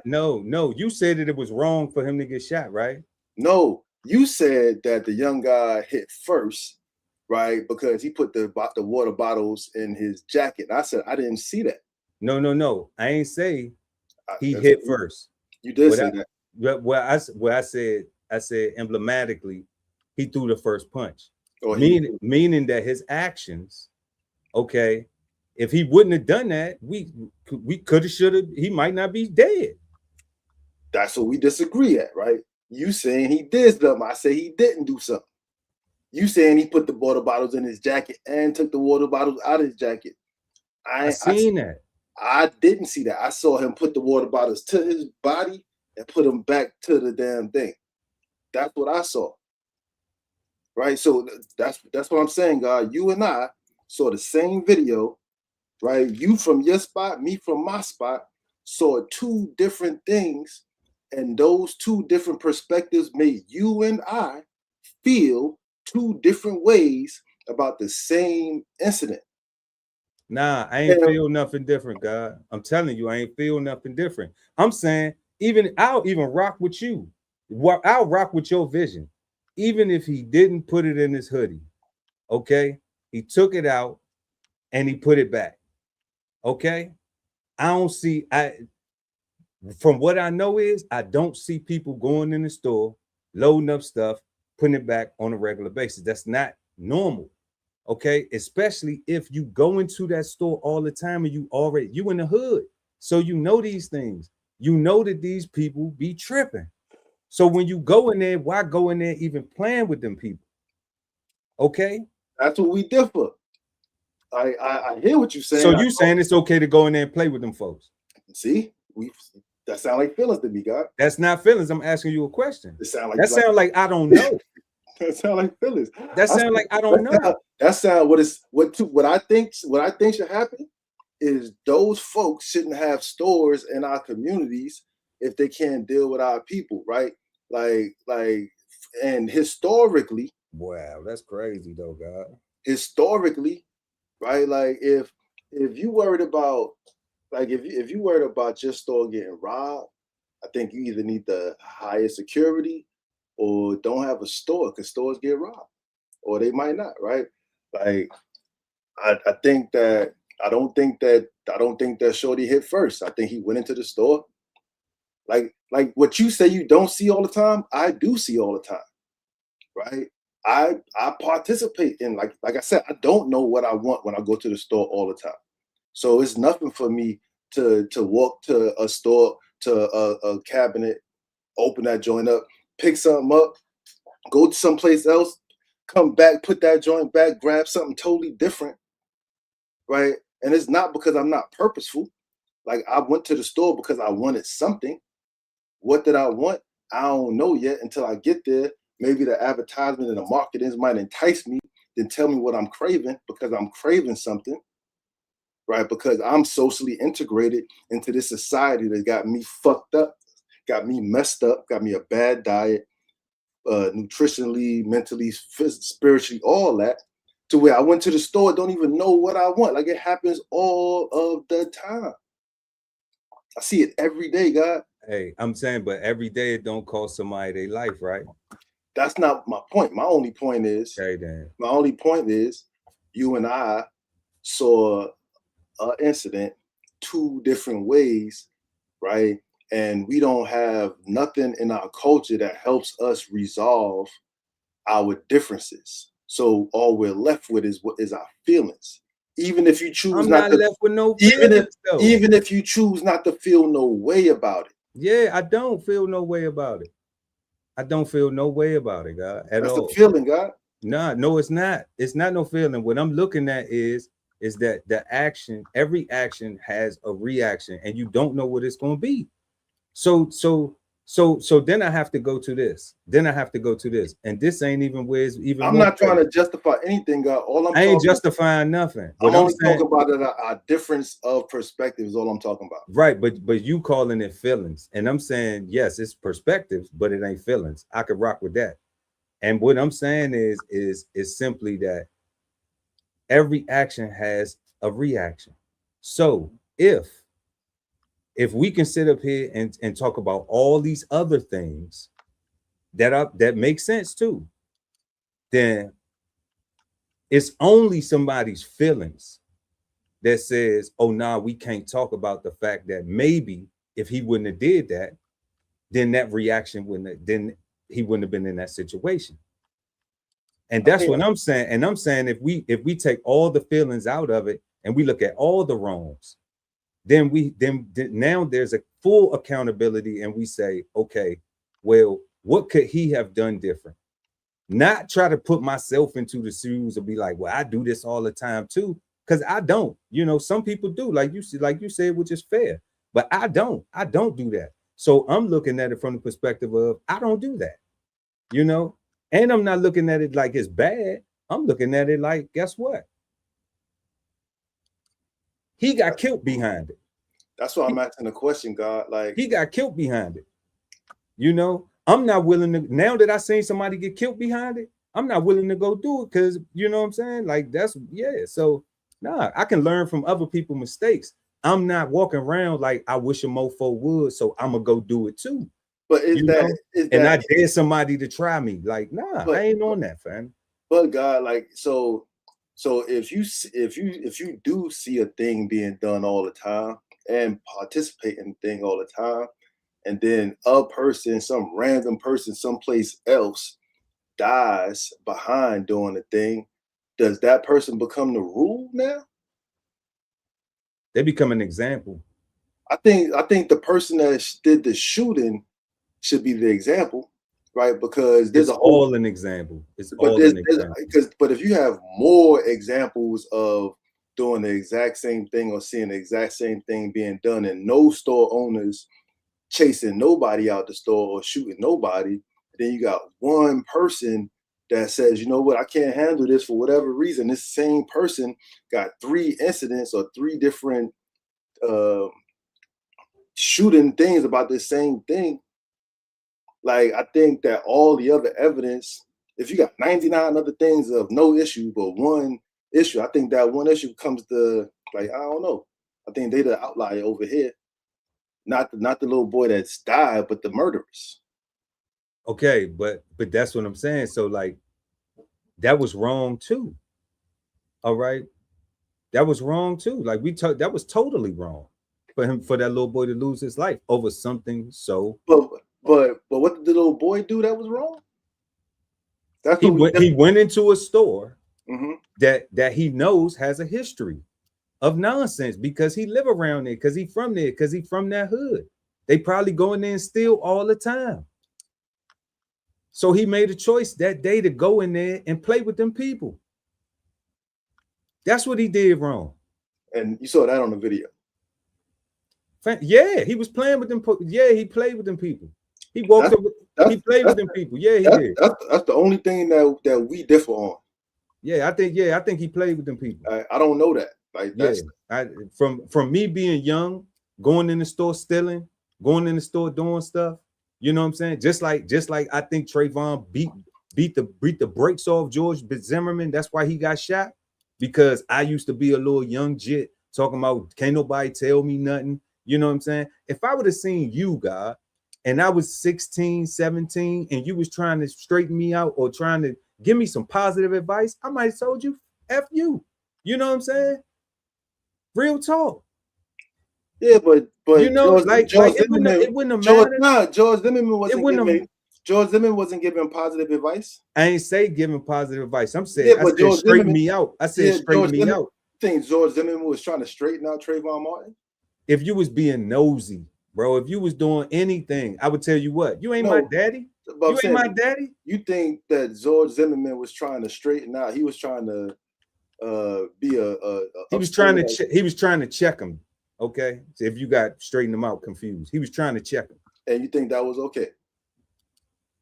I absolutely not. Absolutely not. He was absolutely out of pocket. Just like I think Trayvon Martin didn't deserve to die. Okay, but when he put his hands on George Zimmerman, all right, in retaliation of being assaulted verbally. So you can't move no more. Somebody stands in front of you and they say you can't go nowhere. Verbally. Wow. Okay. Verbally, fam. It's not me, God. It's the law. It's not like you want me to sit up here.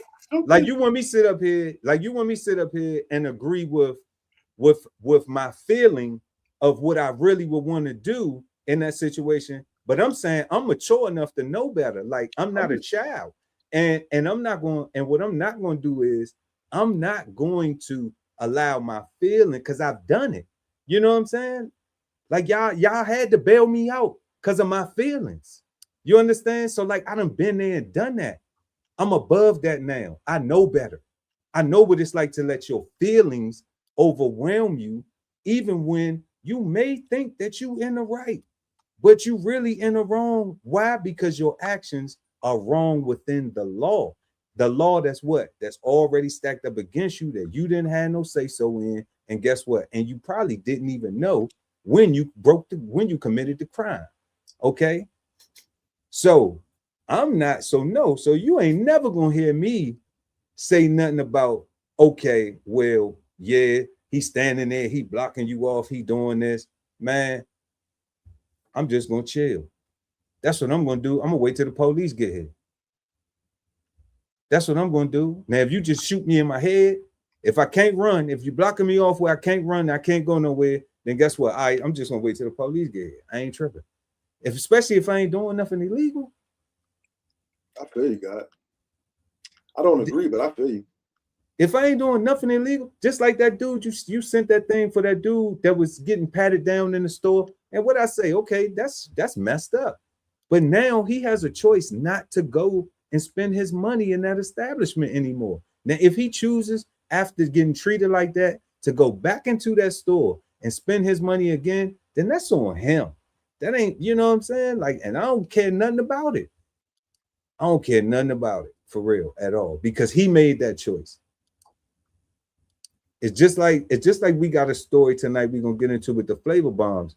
Like the young guy died, and then they was talking about protest all this Asian stuff and protest all this Cyrus, the young kid Cyrus, who we was just talking about, rest in peace, rest in power. They was talking about boycott all this stuff. And you think black women are gonna boycott the Asian beauty supply stores? That ain't happening. Black women ain't boycotting the Asian beauty supply stores. Black women ain't boycotting going to go get their nails and their feet done. So I be like, man, forget about how I feel about it, because my feelings ain't gonna change nothing. I understand what our people ain't gonna do because of this social integration. I understand what our people ain't gonna do. And I'm just like, if everybody felt the same, that would be cool, because then that would allow somebody to agree with something for a change, all on one thing. But how? That's what I'm saying. It need to be something more. It need to be something more where people want to do something. And it ain't going to be keep on asking the same people who created the exact same conditions to change them. Why would they do? If I put my foot on your neck for a reason, why would I ever take it off? So all I'm doing is just, please take your foot off my neck. Please take your foot off my neck. Please, please. I don't never want to reach for a machete and chop your leg off. And if I ain't gonna reach for no machete and chop your leg off, then I deserve to keep the foot on. Then hey, I guess then you just supposed to be standing on my neck. And that's the conversation all these tough people don't be wanting to have. Everybody tough as a mug. I wish a mofo would, but they don't want to put their life on the line for it. They ain't willing to die about it. Die about some black freedom.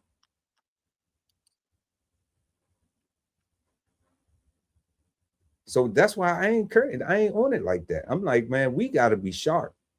And the things that we need and the things that we should be doing is we should be coming together. We should be taking examples from the same thing that's within our question, the pre-segregation era. What were those things that were working for us? And why don't we try to do those and emulate those things now, recreate those things today?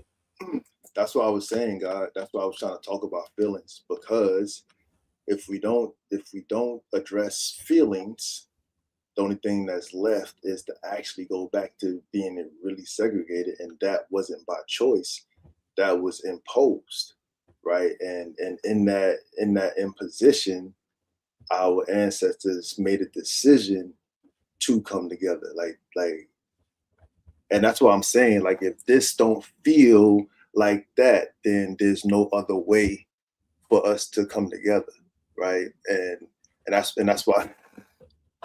That's how we got here, right? So we don't have culture, and we don't have culture. You get two people that see the same thing, disagree, and go in two different directions on a path of solutions, and will never ever actually come together on a particular thing, because they're going to stay walking parallel, because they feel differently about the thing. They're looking at it from two different perspectives and not trying to understand how the other person is seeing it, so that the lines can actually cross or be a bolder line or bold line, right? But ain't it bold if we get to the same place? No. Why not? How is it not? That's a dot. The dot is bold once we get to the same place, but the line itself is thin, and the path doesn't become solid if we all taking different ones, right?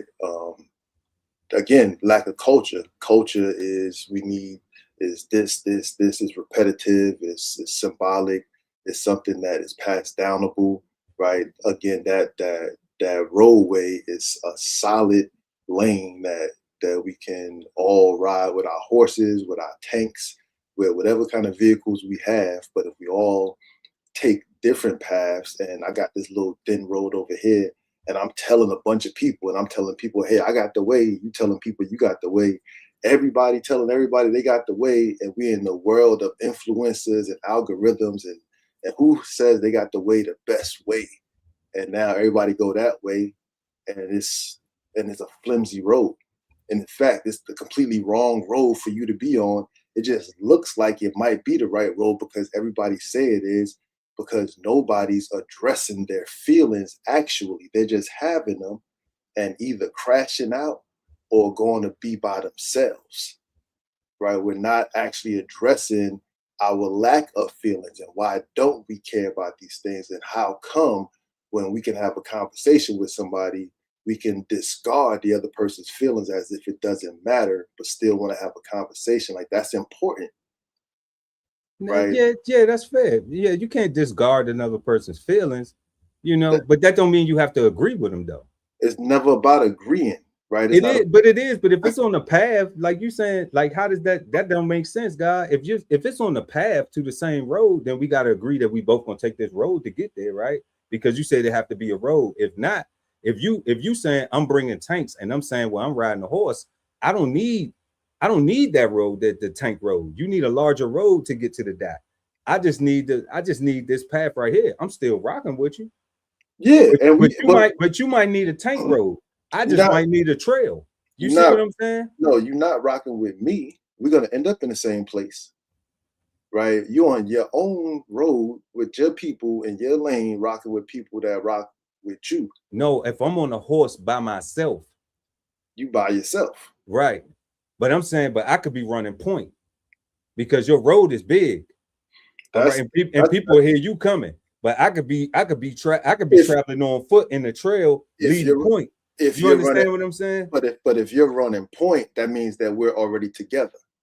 And that's what I said. Which means that we are together. Which means that we're already thinking similarly.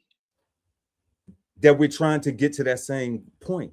Nah, because if you don't, if we don't call our danger the same, right? If you see something that's not dangerous, that I think is dangerous, I can't trust you to be point for me. Okay, that's fair, but why did we agree to go to the same point? Why do those two people, right? So it's water there. The water hole over here is drying up, and there's water that way. Okay, we need to get that way. Okay. You want to go left, I want to go right. Which way do we go? No, you can't go left and go right if the water hole is north. Then I can't go east and you go west to get there. We both have to go north. No, we both have to end up north. However we get to the north is how we get to the north, right? We may have to go west, right? We may have to take a roundabout. It may be dangers. It may be impediments, maybe hazards to navigation that prevents us from taking a straight path. From going the straight path. That's true. Right. So if we gotta go around these hazards of navigation, and I'm saying port 15 and you saying starboard 10, I think we about to run into something. Yeah. I'm rocking with where you're going. I'm picking up what you're putting down, but I'm thinking that that is a difference, because one is operatively and one is just emblematical, superfluitous, like it's figurative, it's philosophical. So I'm like, I know the difference. I can distinguish the difference. If we going to get the water and the power is in numbers and we going this way, and whatever we encounter this way, this what we take on, then that's which way I'm going. Because if I go this way by myself, then I may not have somebody to watch this angle, that angle, this angle, whatever. All right. But in these situations where it's just some philosophically, it's some water, then you go your way, I go my way. But in a real life situation, like we're gonna need to be on the same path to get to the water. That's the problem, God. We make a lot of these things philosophical when they're not, right? Like, because we disagree on the same thing that we're seeing, right? And we don't want to talk about why we disagree about what we're seeing, right? I explained why I disagree with it. Yeah, I explained why I don't see it as. But when you talking about the young boy with the water, when you said that it was he didn't do nothing, I think that he did something. But I explained why I think he did something. And I accepted it. And I didn't. You didn't agree with it, but you accept my. Yeah. Right. And that's what I'm saying. And then I said I agree with what you said. No, I said I accepted what you're saying, but I don't agree with it. Right. Because I think he did something. Right. So I'm saying that's a balance right there. That's like, and because we both agree that the outcome shouldn't have been the outcome. And that's why I'm just like, the outcome should not have been that. But what you just demonstrated is us ending up at the same place, but taking two different directions. Oh, I'm fine with it. That's what I was saying earlier about the separate paths, thin lanes. I get it. Yeah, that's all I was saying. I get it, but that's the importance of birds of a feather and thinking alike and all that stuff is all about what you're trying to do. That's all I was trying to say. I get that, fam, but I didn't discredit your feelings. You know what I'm saying? Oh no, I didn't. And I also didn't discredit your perspective. I just disagreed with it because I think that there was something wrong done. you know, because dude had a reason. I mean, I don't know what's going on in that man's mind, but he tried to justify him killing that young boy over waters. That's what we heard in the courtroom, that it was over water. So I'm wishing he didn't even go in there and put his hand on no waters and didn't touch no waters. I didn't hear that. Because yeah, like that was in the I heard the attorney, the only thing I heard was no 14-year-old boy should have a weapon. That's all I heard. Yeah, see, I heard that too. I heard that drama, and I'm like, but if he got shot, if he got shot in the back, and this guy saying that, like, so is that the reason why he got found not guilty, because he had a gun?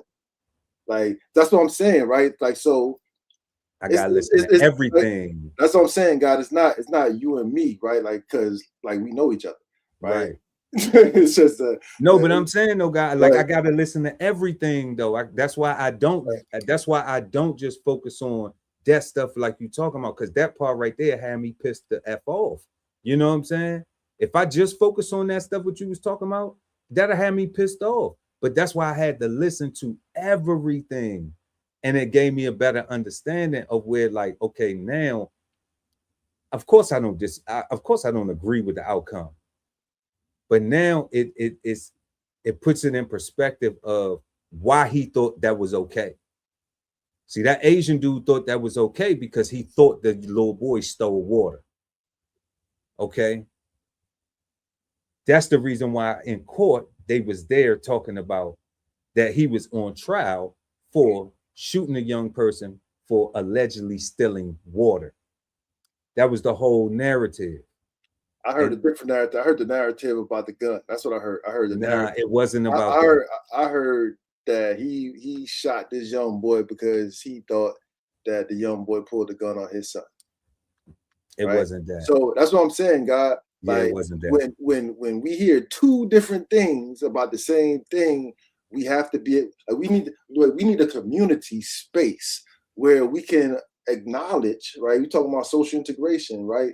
Like this is how we're socially integrated, to not find agreements on why we disagree, right? It's just we just need to get to understanding, right? Like, again, I didn't have to agree. I just need to accept, like, okay, that's how you feel, got it. And now I got the choice to rock with you or not rock with you based on how you feel about things, right? Or how you process, right? Like that's everybody's right. Right, but if we go around lying to each other and just faking it to make it, because we want friends and we want the numbers. Like me personally, I'd rather rock out by myself if I don't have the numbers that I actually need. Yeah.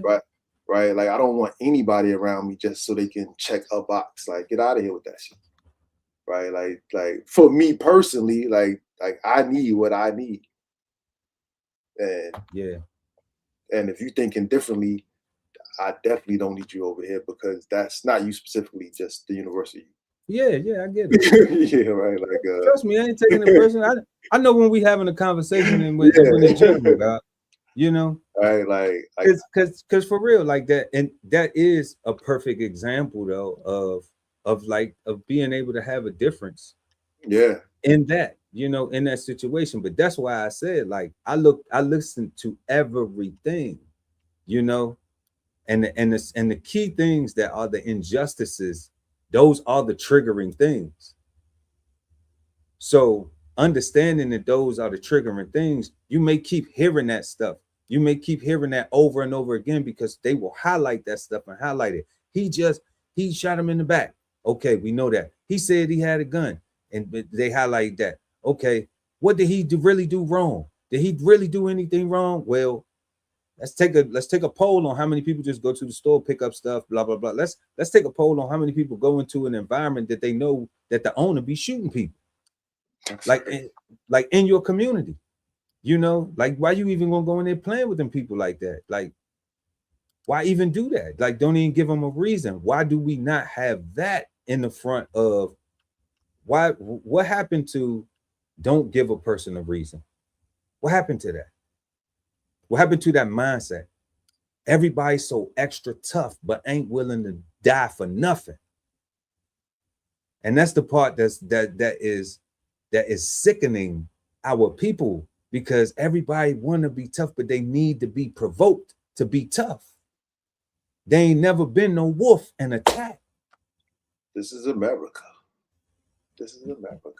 You know, like they ain't never been no threat for real. Nope. Of course, ain't nobody gonna bother you if you ain't no threat, because the wolves ain't looking for you.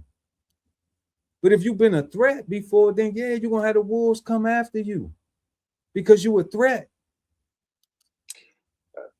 I think we did a show about that before, guy, and I think I made a statement where I was like, I remember growing up where you wouldn't be caught dead singing or reciting hardcore gangster rap lyrics or any street lyrics outside unless you was one of them boys, right?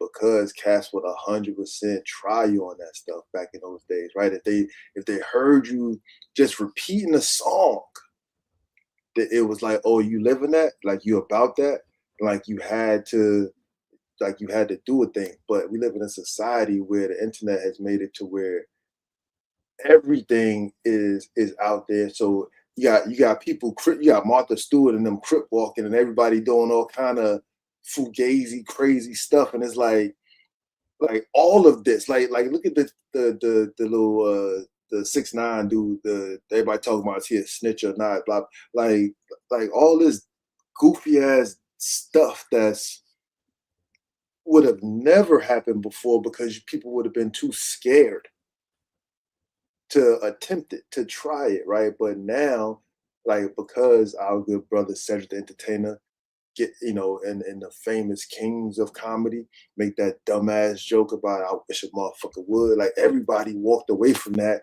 talking about I wish a motherfucker, and it's never been funny to me because nobody wish, right? Everybody who wish a motherfucker would is locked up or dead, right? Because they do something, because they do something about it. Right, like you wish a motherfucker would, and you do something about it. Not say, hey, my man, you sitting in my seat. No, you snuff it, right? Like you grab them, get them up on my seat. Like you do stuff, right? Like you do stuff. Yeah. You might ask one time, but that's it. After the one time, Nah, but not cats that's on that timing. Like everybody that's like them cats that's on them. You got people that's walking on them trains right now that's looking for problems, looking for somebody that's willing to defend themselves so they can get off what they trying. So they can get off what they're trying to get off, right? And if you're not willing to defend yourself, you gotta stay in the house, right? I mean, you don't have to, but I'm just saying, just keep it peaceful. That's it. Just keep it peaceful. Keep it. Keep it respectful. Respect others. Like, move with some respect. Move with some consideration, some compassion. Don't be out here trying to, carry that type of attitude where I wish you would do something, or I wish all this extra tough shit. Like, because you would find somebody who's more tougher, or somebody with less to lose, and they demonstrate. You know what I'm saying? And then is you gonna really be ready? And when we talk about that, that's just on the social interaction part of it. But it's like looking at the bigger scope of like why that energy should be put more towards a collective of Black people coming together and trying to build some things. When we talk about this question that we've been on, the pre-segregation, is because like all of this stuff the way it is now, it's only benefiting a few selective people. It's not benefiting everybody. If we can sit here and say, yeah, our lives are this, our lives are that, we doing well, we doing this, we doing that, being thankful for our blessings and the opportunities that we've taken advantage of and created for ourselves, then yeah, like, okay, cool. But when we look at like people as a whole, we still have things that we have to work through, that we have to find out to say, okay, Should we be doing this or should we not be doing this? You know, so for instance, God, you made a statement about the young brother going into that store, right? He shouldn't have gone into that store because old boy is known for shooting people, right? Like, for me personally, I think one or two things should have happened. Either A, that store owner shooting people, he's scared, he shouldn't be allowed to be in this community no more, shut the business down, or the community is like, yo, so this business owner is having to actually pull pistols on us. We need to secure our establishments to make sure that our business owners and everybody, like, either the community need to rise up and do that so that the store owners don't have to, or the store owners need to boogie and get up out of town because they just can't integrate properly, right? Because to your point, like, again, the only thing that we disagree on is, and it's not really a disagreement, it's just we just see things differently, right? Right. On that what you just said, God, I agree if it was two things. Yeah. One, if we had communities. Which is what I'm talking about. Yeah, that's right. Yeah. So we don't have communities. And then two, that all of that makes sense if people didn't embrace ninja culture to be like, oh, you know, child down there, he crazy. He crazy. Yeah, he you know, he be toting the strap and everything, man. He lit, blah, blah. They promoting the foolishness because we still going in there patronizing. And then everybody thinking because he lick a shot and he around there like, these brothers know I don't play, blah, blah, blah. All that type of, you know what I'm saying?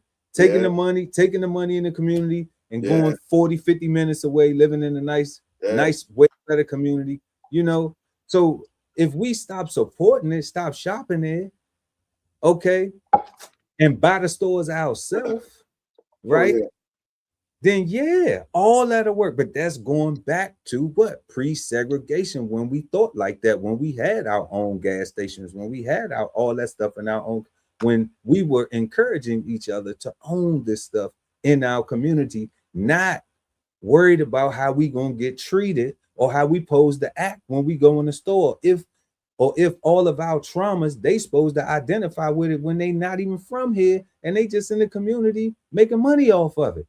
You know, so that's why I'm saying, God, like, I'm looking at the whole picture, you know, from all of our traumas to all of the stuff that we are socially integrated into, accepting, thinking is cool. Those are solutions, God, that yes, I agree. If we could, I feel the same way that's the way to handle it. Yeah. We ain't got no communities, though. Which is why the young brother is dead, because that's why he dead. Because we don't have communities, right? And we don't have people that look at that as a problem. That what you stated, that this person is in this community and he's shooting at people. He's shooting at people who come in there and spend money, regardless of what the situations were. They hype on it. Oh man, he turn up. Oh yeah, he this. Oh yeah, he lit. Oh yeah, man, don't be going down there mess with child. You know, child black for real. Oh, he not. No, he not. And because that mindset is in the culture, because people think that that's cool, all right, that's cooler than accountability, that's cooler than responsibility, that's cooler than ownership, then the young brother gotta lose his life, no matter how you feel about or I feel about it. Whether we agree or disagree on our feelings, on the actions that happen, that young brother should not be dead. Should not. And I just wish he wouldn't have went in there to do it. Just like I wish George Floyd wouldn't have went in there and had some real money. Just like I wish what's the young brother that got killed by the police with a BB gun. I wish he would have had some parental supervision out there and wouldn't have been out there with no BB gun and they just came up and killed them. Oh, what's that young brother name? Tamir Rice or something like that. Tamir Rice, yeah. You know, like all of these situations, I'm looking at like, man, how can this not happen again? You know, it ain't to be scared, it's to prevent to be preventative. Like, we don't want these babies to keep, because it just keep happening and keep happening and keep happening and keep happening and keep happening and keep happening. But everybody just be focused on what these people did and all the triggering stuff. That's right. That's right. They're 100% right about it. 1,000% right about it. But ain't nobody riding though for that shit. Ain't nobody riding for it. Ain't nobody like, you know what, that's wrong. I'm sick and tired of this. You know who did something? That dude who the police officer shot his son. He went and killed them police officers. You remember that? He killed a random police officer. Oh, Rodney Hinton. Oh yeah. And a lot of people, was talking about that stuff. That brother is a soldier. A lot of people was talking about, he wrong. He shot the wrong. He killed the wrong police. I'm like, man, whatever. That dude had. He just left the police station from watching the whole video. Look, man, I don't agree. I don't agree with what he did, but I salute the fact that he took his problem to the people that he had a problem with. And that's the era that I come from. If you got a problem with somebody, when you step to him, how you gonna step to him? And that's what he did. He didn't go complain about it and moan and groan to somebody else, talk about how this is unfair, how we've been going through this, and I hate this. He said, I'm willing to die about mine. Didn't hide his hand afterwards. Right? He didn't cower. He was not a coward. He did not. Like he knew what the fuck he did, and like he crashed out. Right. And he accepted response. He took responsibility, whether they kill me or whether, or whether I go to prison for the rest of my life. I'm willing to make that choice for this issue that I feel so passionately and hurt about, that I'm willing to do that. And I just be like, everybody be feeling passionate about shit that they ain't willing to die for. So why I'm carrying that stress? I'm not gonna carry that stress, God. I'm not, because I ain't willing to die about it. If I was willing to, I got enough stresses on me that I'm willing to die about already. So no. So if it's something that I'm willing to die about, then I gotta, of course. But he's a clear example of that. So I'd be like, it's wolf tickets. Everybody talking about woo, woo, woo, woo, but ain't nobody ready to shoot. And these people ain't doing, and these people, like, we ain't talking about no I always say, like, if it's a war going on and it's constant. So if you think that you're gonna win a war peacefully, you out your rabbit ass mind. And that's all they want you to do, is continue to think that you're gonna be able to ask and ask and ask and ask and ask and ask. Please. Don't matter how you say it. It's not gonna happen. It's not gonna happen. If you ain't willing to go shed blood, man, forget about it. Integrate. Socially integrate.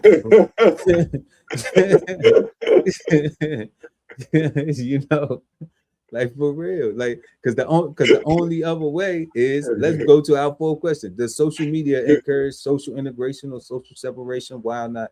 Why not? Some people might say that we encouraging social separation. No, what I'm saying is we talking about social unification. That's what we talking about amongst a black peoples that have been socially integrated and tricked into segregation again from desegregation. Because if we talking about pre-segregation and things were better, then desegregation really just was something like, oh yeah, we break up the unity. All facts. We break up the unity. Now what? Now they don't even trust each other. All facts. And we live in this. This is what it is now. So how you see social media playing into this whole role of this thing? Firstly, like, it goes back to our difference of perspective, right? Who's to say? I mean, short of us looking at the exact same video, right? Who's to say that the video that you looking at, the video I'm looking at, of the same exact thing, neither one have been altered or edited for dramatic effect?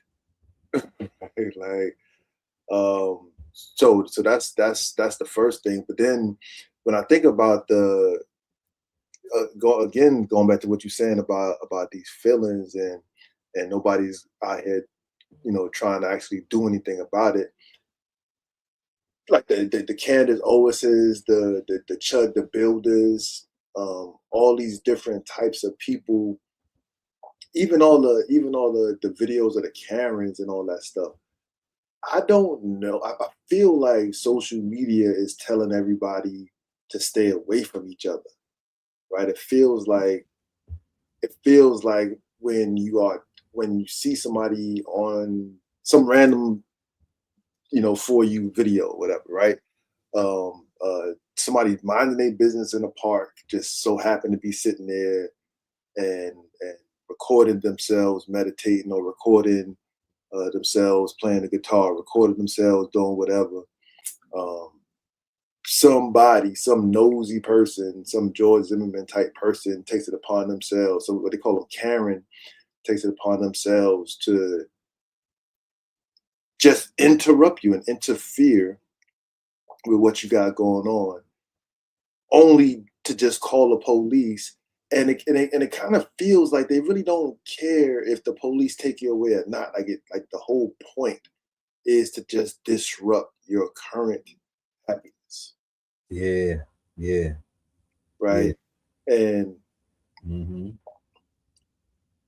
so that's what's actually happening. And now you have to, navigate and play chess with this bully that just walked up and infringed on your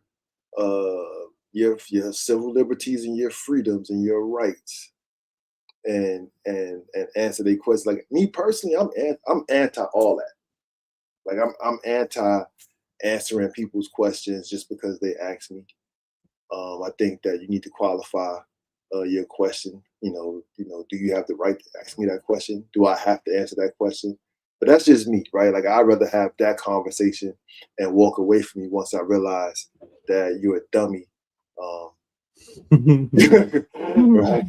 And I don't have to have this conversation with you, right? I could just leave you standing here and let you stew. Like that's me. But everything I see on social media seem like, women are scared. Women are choosing bears over men. Guys are going to play. Oh, it's just weird, bro. Like everything is seeming like is pushing people away from each other purposefully, and pushing us into a segregated thought process, right? Because again, I use places like New York and where I grew up at. I guess different now than the way it was, but even the way that it is now, even with the gentrification, the idea is it's crazy, God. Like I think social media is not helpful like at all. Like I think once you got Martha Stewart Crip walking on TV with Snoop, and Snoop think it's cool, and everybody looking at Snoop think that it's cool that Snoop is doing this, and like I think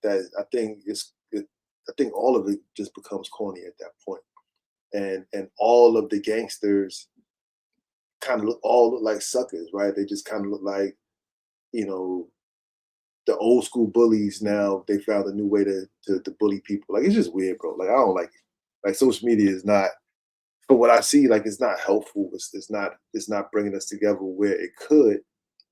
Like it has the capacity to, but from what I'm seeing, like even with the protests, like nothing about those protests any of them make me want to go out there and protest, right? Or like nothing says like I know what your cause is, and we're all out here with the same thought process and purpose, and we're trying to get to the same dot, right? What I see is come out here if you feel a way. This is a good opportunity to get yours off. Right. to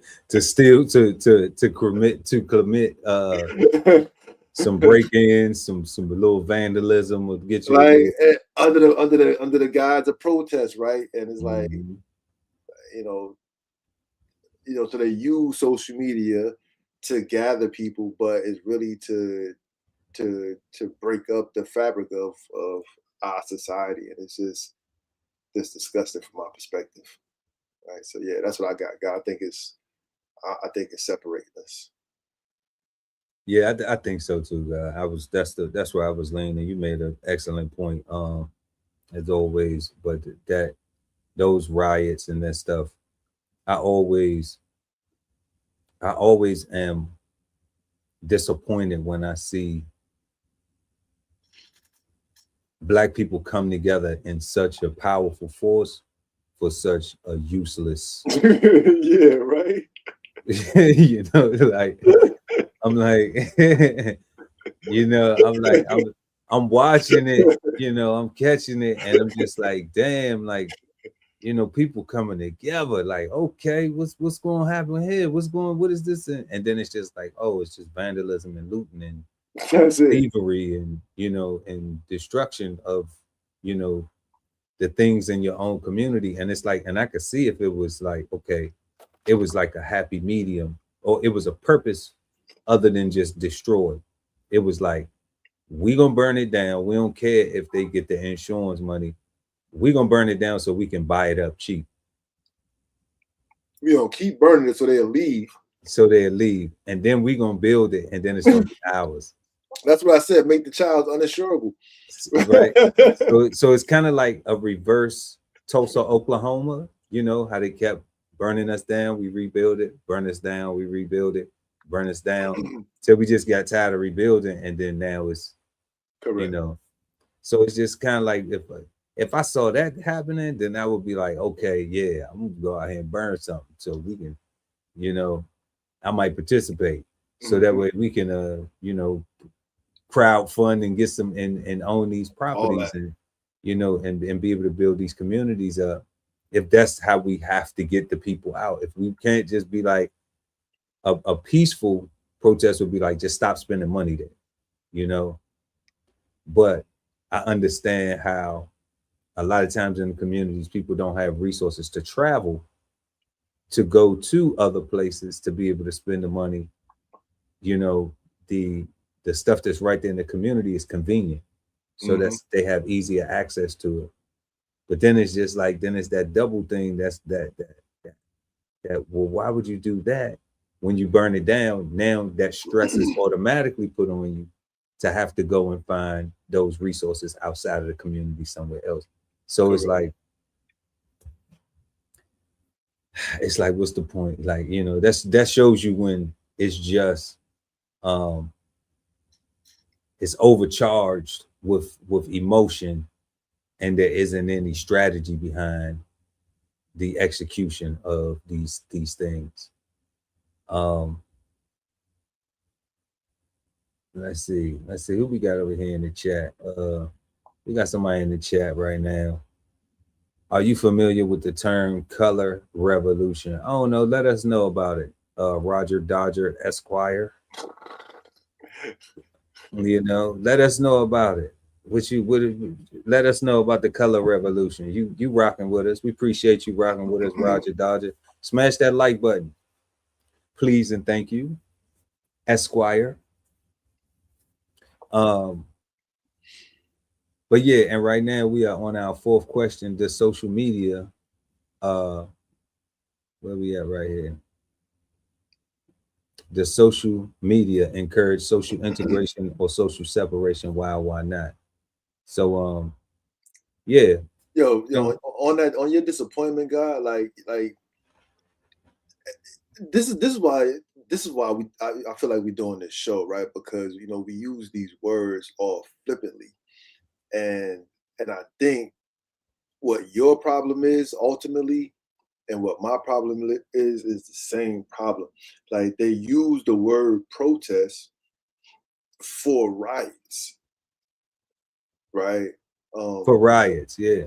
Right. The last protest, like for real, was a civil rights joint, and all those people like they all got training and they had a plan, they had a vision, like everybody was on the same page, like the bus, like the whole the Montgomery bus boycott, like that was a couple years of hoofing it. Yeah, because laws got changed. Right? Like things like people all had to feel a certain way and be on the same page and agree, even if they didn't feel the same way, they had to still agree to do it. Yeah, right? They showed up. Or they get mocked. Right? And Yeah, the community had to be willing to drag somebody who crossed the line, so to speak. Right? Yeah. I mean, or get dragged. Oh, you had to be willing to get like that's what I'm saying, right? You had to be willing to get dragged. Right. Like and that we don't see any of that, right? What we see is we see people go to protest at protests, die while protesting, and then they want the world to feel sorry for them for dying for what they love to do. Like this, like you went out there with a purpose to stand in the way of progress or of the law or the way. Like that's not gonna be easy, right? And it's, I don't know, like I feel like these are real riots and they just call them protests and people are not prepared because they're not all thinking the same way. They're not even necessarily trying to get to the same dot necessarily. Right? I think they just be out there just rioting. Okay. Yeah, they do be out there riding, God. I believe that. You know, like I see it. You know, and that's where I do be disappointed because I'm like, the manpower is there. It's just like it's not no focus. Yeah, it's not that thing like you was talking about where everybody is on the same path and they got the same goal. You know, it seems like it starts like that, but then it turns into this whole, well, we just gonna loot and we just gonna burn and burn stuff and flip cars over and right. yell and twerk. And yell and twerk, right? And that's gonna be what we got out of it. And that is the protest. Right. I went out there and twerked in front of a cop. Hey, take that. It's crazy. It's crazy. So oh God. Definitely, y'all let us know what y'all think in the chat or in the comment section below, depending on when you're watching the show. Does social media encourage social integration or social separation? Why or why not? And yeah, y'all smash that like button. Everybody still rocking with us. Roger Dodger put something in here. Asked us a question. We're going to go back to your question real quick.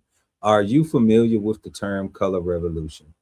No, we aren't. We weren't even familiar with this term social integration. You know, a lot of the stuff that before we go into your answer of color revolution, which we appreciate you hanging out with us. So we're going to give you a little time tonight. When we do these shows here, because you just first time we seen you pop up in our chat, a lot of this stuff, you know, you're a human being. I'm guessing you're not a bot. Everybody has meanings. I'm sure you have meanings that you put to things too.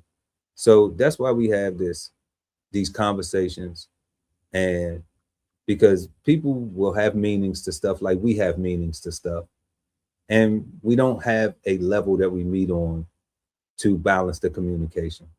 So we need a definition. We need to define things to understand what they are, so that way we can agree when we have conversations. You know, we striving for effective communication and understanding of these words so we can apply them correctly.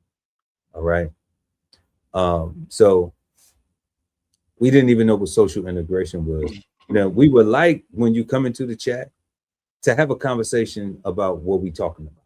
You know, not try to start your own conversation in the chat. But we're going to rock with you tonight before we get to our flavor bomb, because we got time. Because I never heard of a color revolution. So, you know, it sounds like something in a crayon box.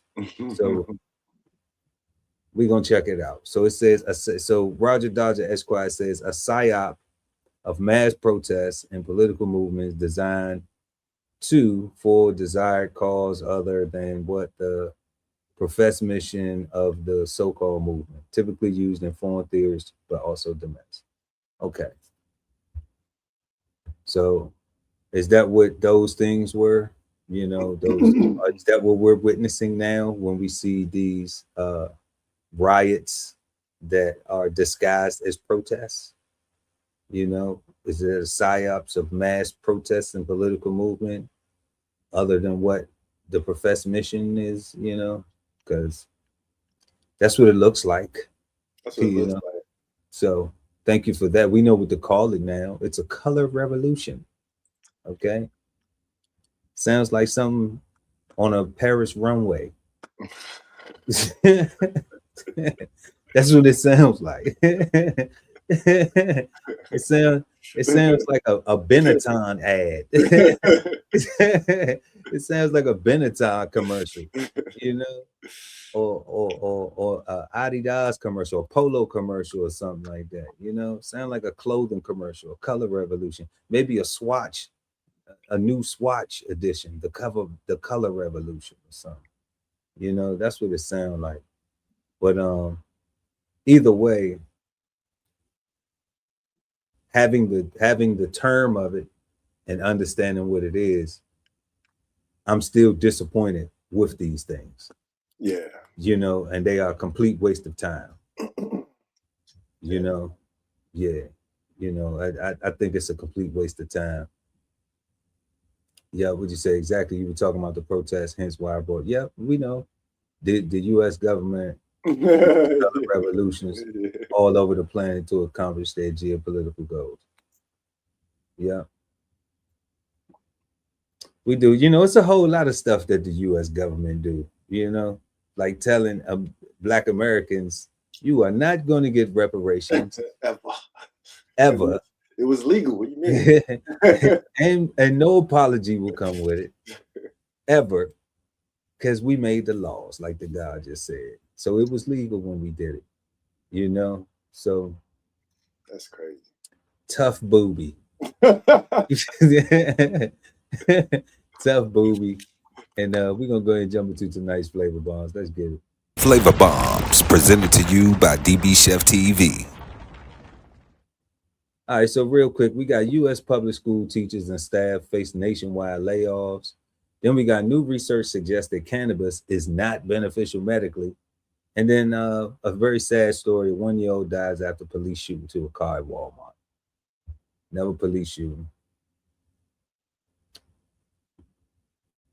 Baby lost their life. Let's get into this clip. Thousands of U.S. public school employees have received warnings that they could lose their jobs as the nation's education system grapples with mounting financial pressures. Bloomberg's Erin Hudson has been following this story, and she joins us here in New York now. So, Erin, when you were reporting the story, enrollment appears to be kind of at the center of this thing. Why are there fewer students attending public schools at the moment? Yeah, so enrollment is a huge issue. And basically, the birth rate in the U.S. has been declining since 2007. But what really pushed this over the edge is that during the pandemic between 2020 and 2022, U.S. public school enrollment lost 1 million students. So that was it was already something that districts were grappling with, but that loss during the early years of the pandemic really has become an ongoing challenge. And enrollment is just such a key metric for schools because that's where they get their state funding. It's based on the number of students they have. Okay, so very well put. Of course, costs across the board are rising as well, creating these budget pressures. Is the response everywhere just layoffs, or are there other options for districts? Yeah, the districts try to take every option before they cut staff. And when they do have to go to cutting staff, they start with the administrative positions often before they get into the classroom positions. And you do see a sort of counterintuitive situation with some districts where, as they are making cuts and reductions, they are also having to hire teaching staff. And sometimes that's because of mandates like a class size mandate that requires smaller classes, so more teachers to staff the smaller classes. And in some cases, it's based on results. So students need extra support in learning. All right, what you think real quick? They cutting jobs. It sounds stupid, right? Because stupid. Like, first of all, I want to say they should have had AI represent them, because she was a terrible representation from my perspective. I don't think she answered that lady questions At all, right? I don't think she answered the questions at all. God. Yeah. Like, yeah. It sounds stupid. It sounds super stupid to me. And I'm like, how do you lay people off but then hire more people? Like, that don't even make sense. And then they talk about they cutting administrative positions first, but then you're gonna hire more teachers because they calling for smaller classrooms with more teachers, more students. Like, come on, son. Like, it's all crazy. So you having less students, so you calling for smaller classrooms with more teachers, and you have less students, and then you want to get rid of the administrative component. They want to reduce administrative staff.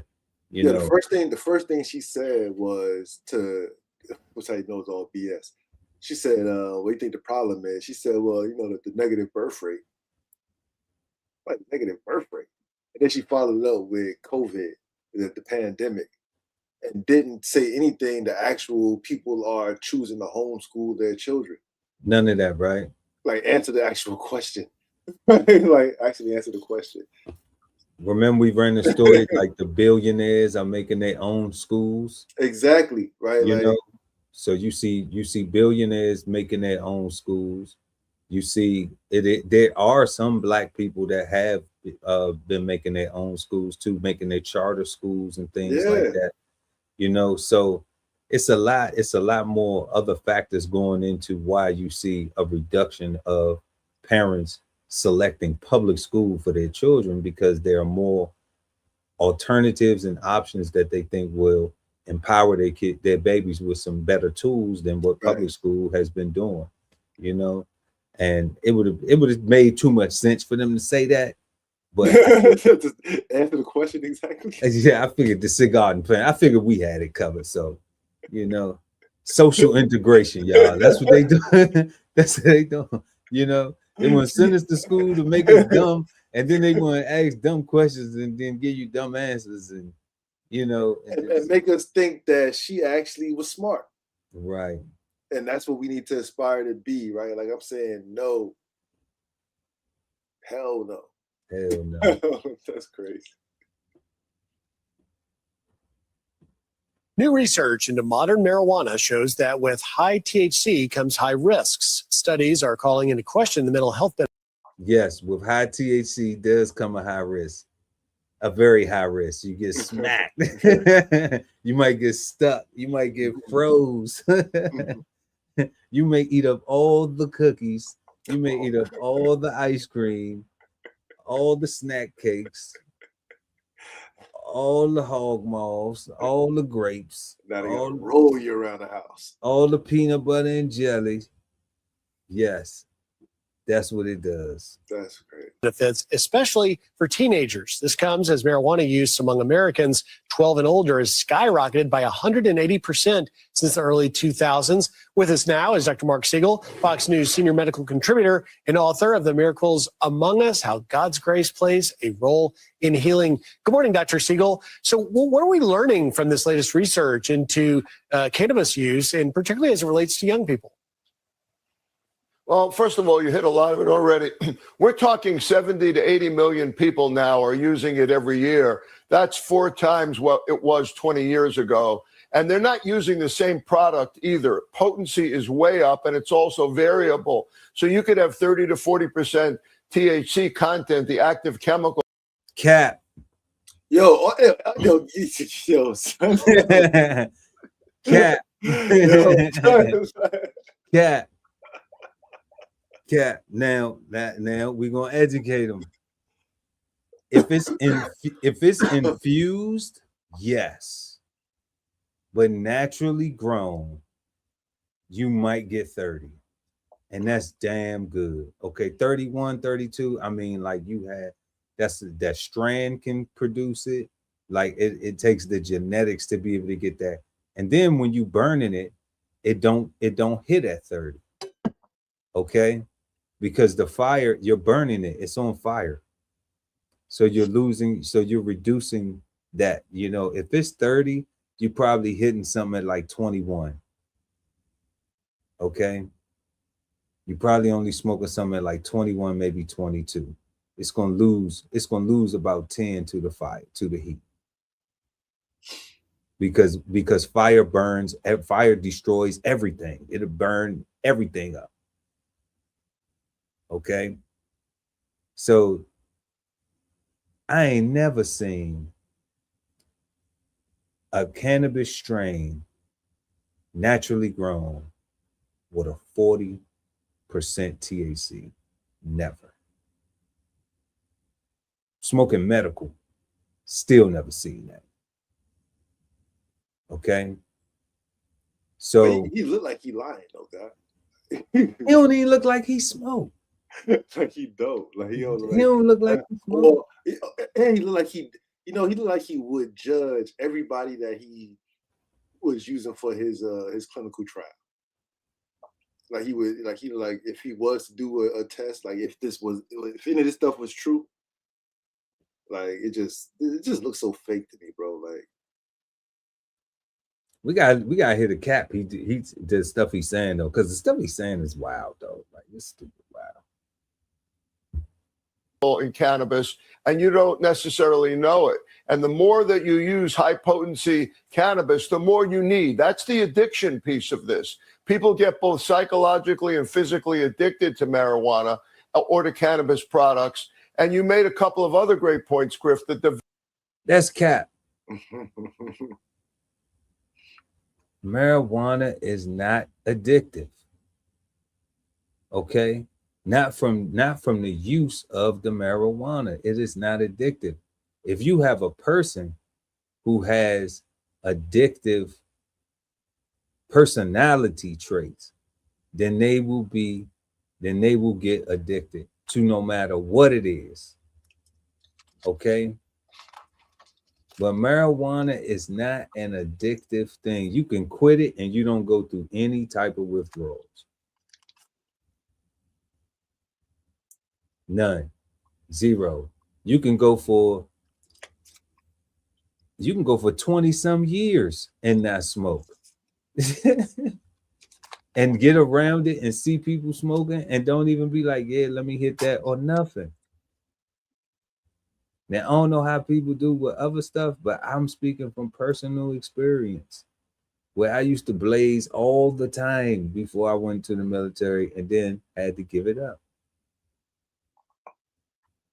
And could go back home around family and go to functions and everything, and people who wasn't still blazing, and not and sit there and smell it secondhand and be like, "Ooh, that smell good." I would love to do that, but I don't want to mess up my check though. That don't make sense. I'm about to get some forever money where I could always go and be able to have something to smoke if that's what I choose to do. And the way he making it sound is like people can't look past the short term for the long term smoking bud. And we talking about possible adverse effects for people with PTSD, anxiety, depression, ADHD, and bipolar disorder.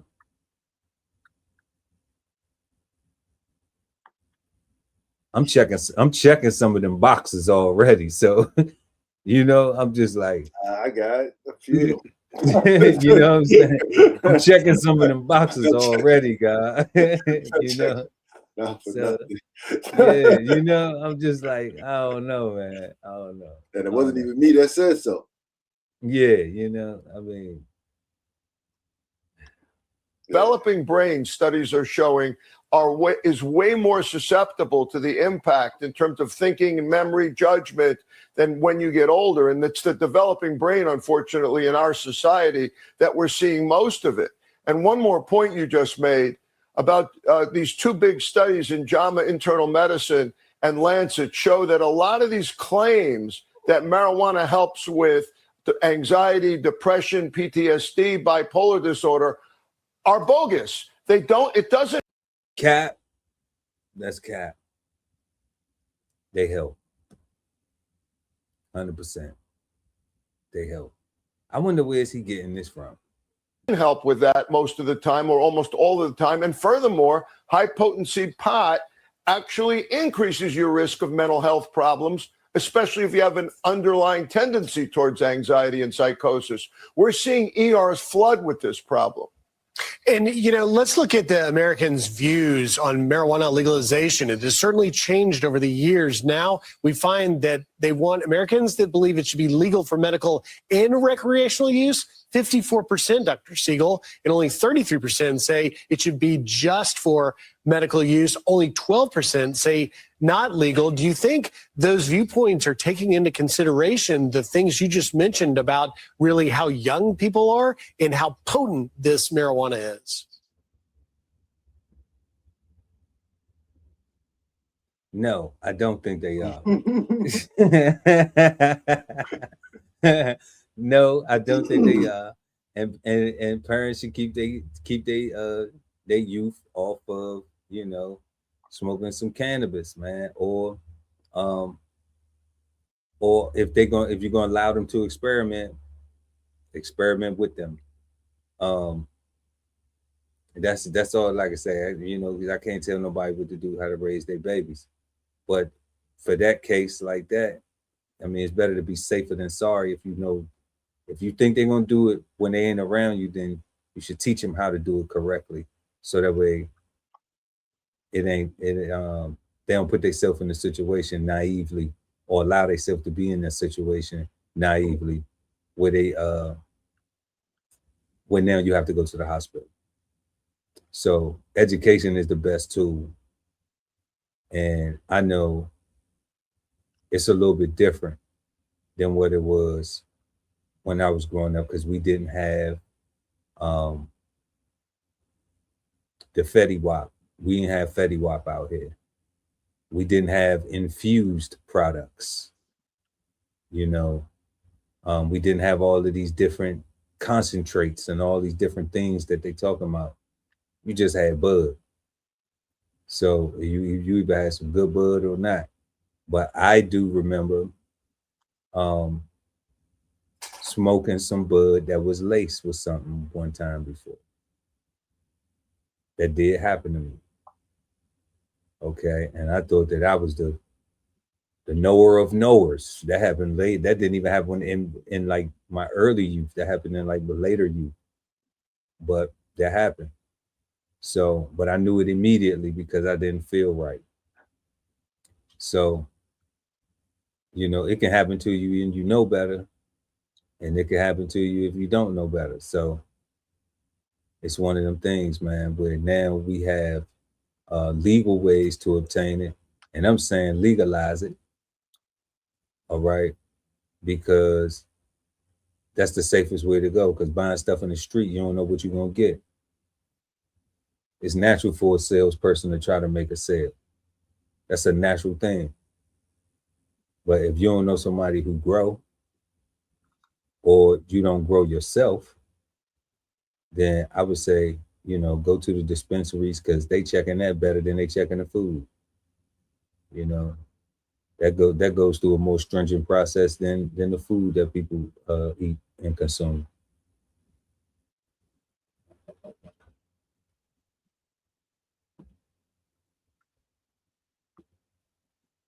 Attorneys for the family of one-year-old boy who was killed by an officer in Senatobia, Mississippi, announced they are pursuing an independent autopsy.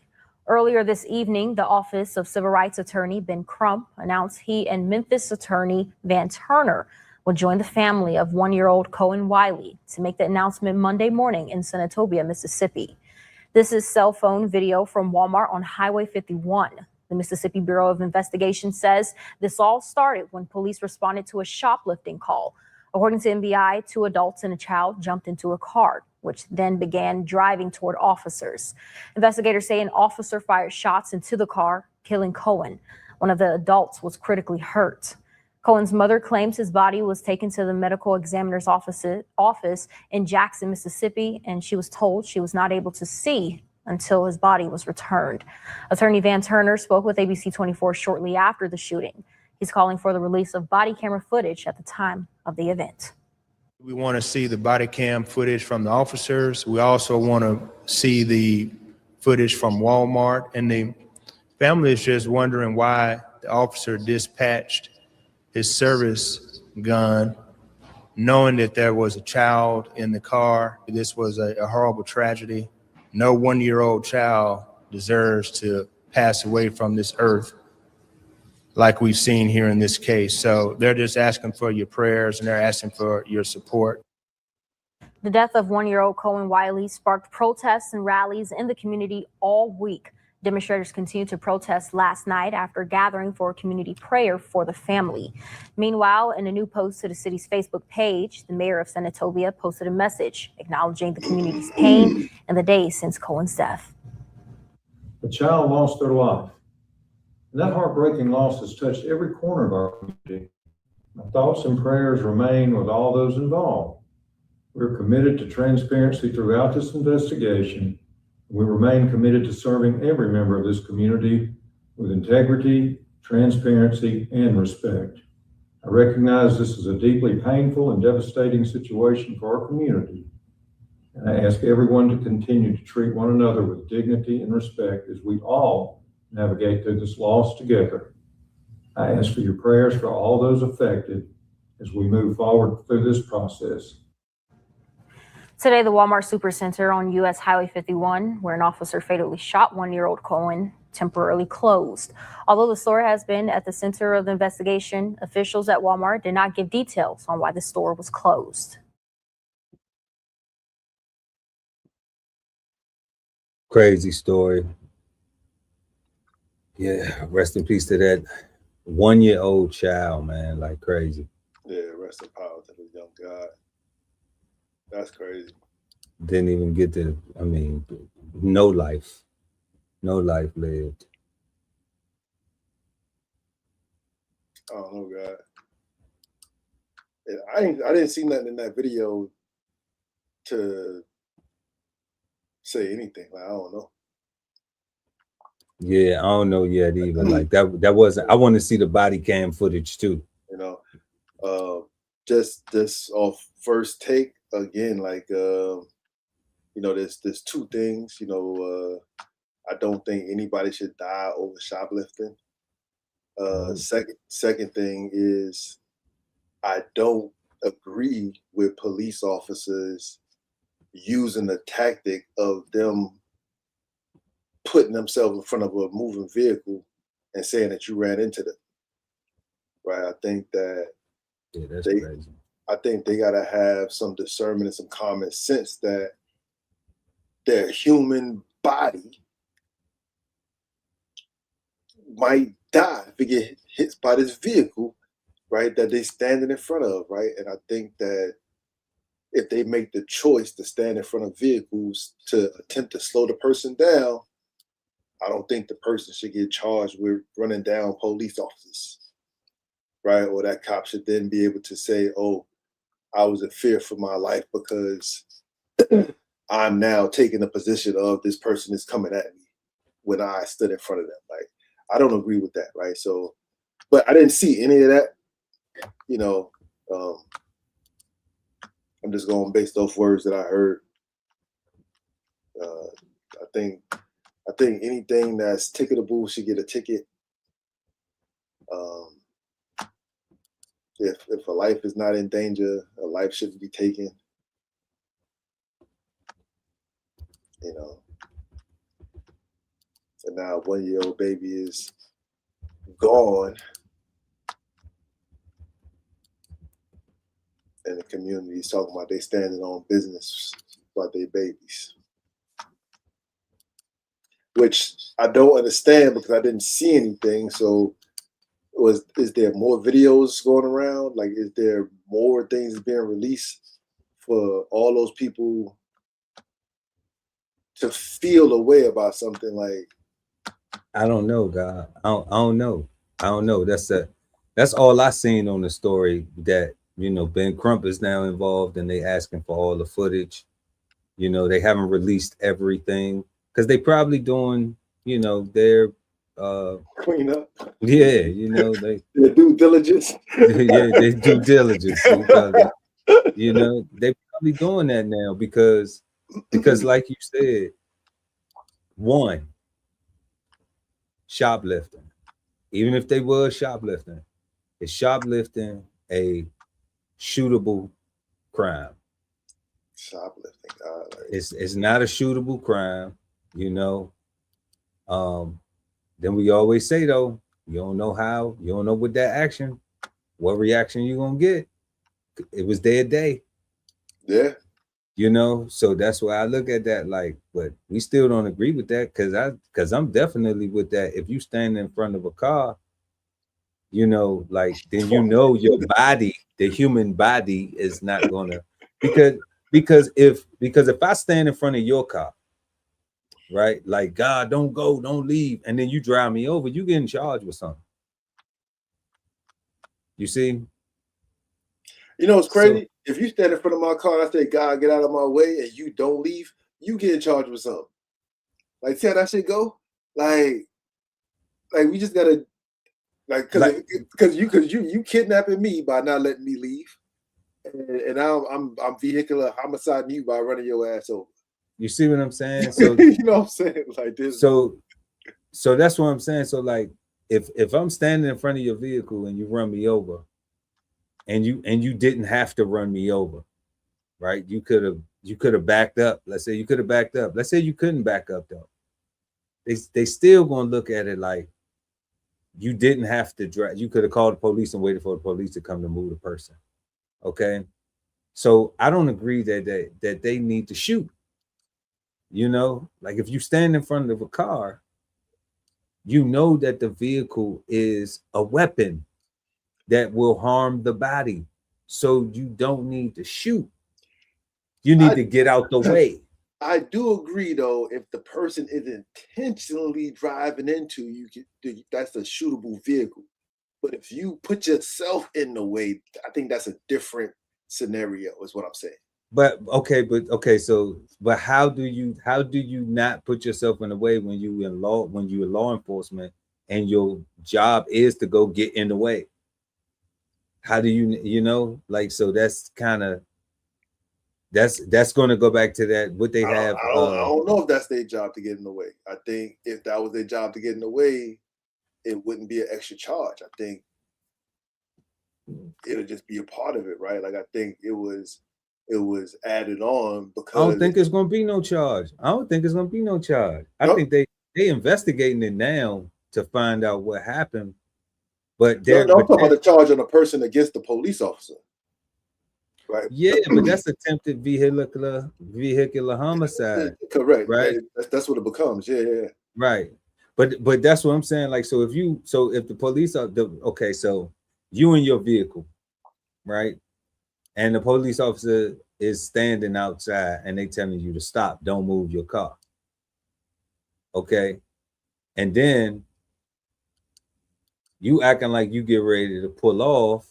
So they step to the front of your car to say, no, do not drive this vehicle. Stop, put your car in park, blah, blah, blah. And you hit the gas.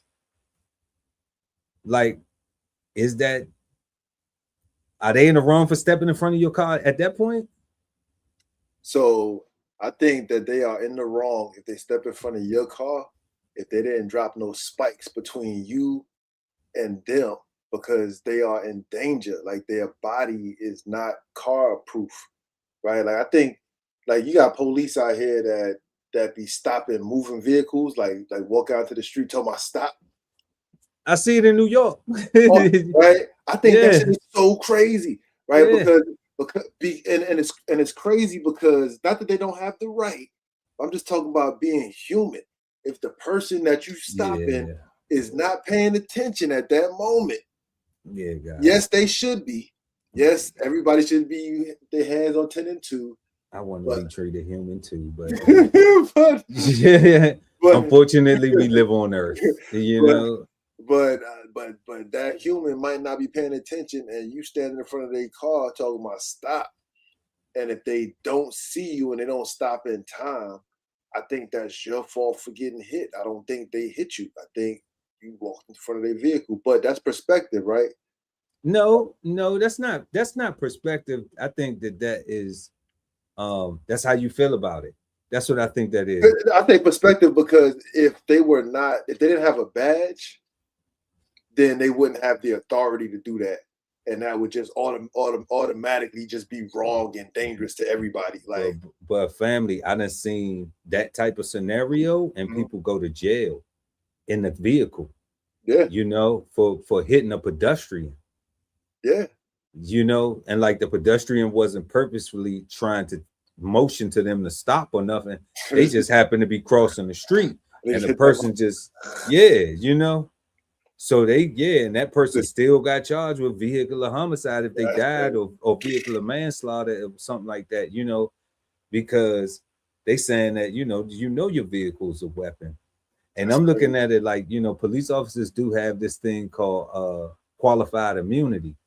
So because they have that whole qualified immunity thing, at that particular point, when they have you stopped and they're talking to you, they're supposed to be in charge, regardless of what we see online. You know, we are supposed to now comply. Correct. That's, you know, that's what is supposed to be happening. So I'm thinking we got to see the footage, you know, but I'm definitely thinking I can only feel sad for the loss of that baby life. That's it. Like now, like that's the only way I can feel sad for that. Because the baby was innocent. The baby wasn't shoplifting, and the baby wasn't trying to be a police officer. The baby wasn't trying to stop the crime, prevent a crime, or go commit a crime. Baby wasn't driving a car. Baby wasn't driving a car, nothing. Baby wasn't doing nothing but being a baby. Know? Yeah, nah, son.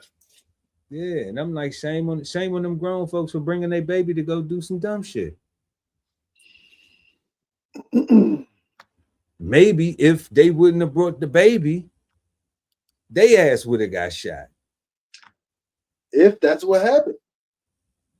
You know, where the baby got shot, regardless. No, that's what I'm saying. Like, I saw a thing saying that vehicle wasn't even a part of the whole situation. Like, that was a whole separate vehicle. So that was a stray bullet that the baby got hit in? Not necessarily. I don't know about stray, but it could have been like one of those heat of the moment, cop excited. We get the rest of the story, because that's what I'm saying. Like, no, that's what I'm saying. Like, what I saw was the person saying that they wasn't even involved. That it was a different car, right? So I don't know. That's what I say. It was the same car. It was the same vehicle. It was the same vehicle.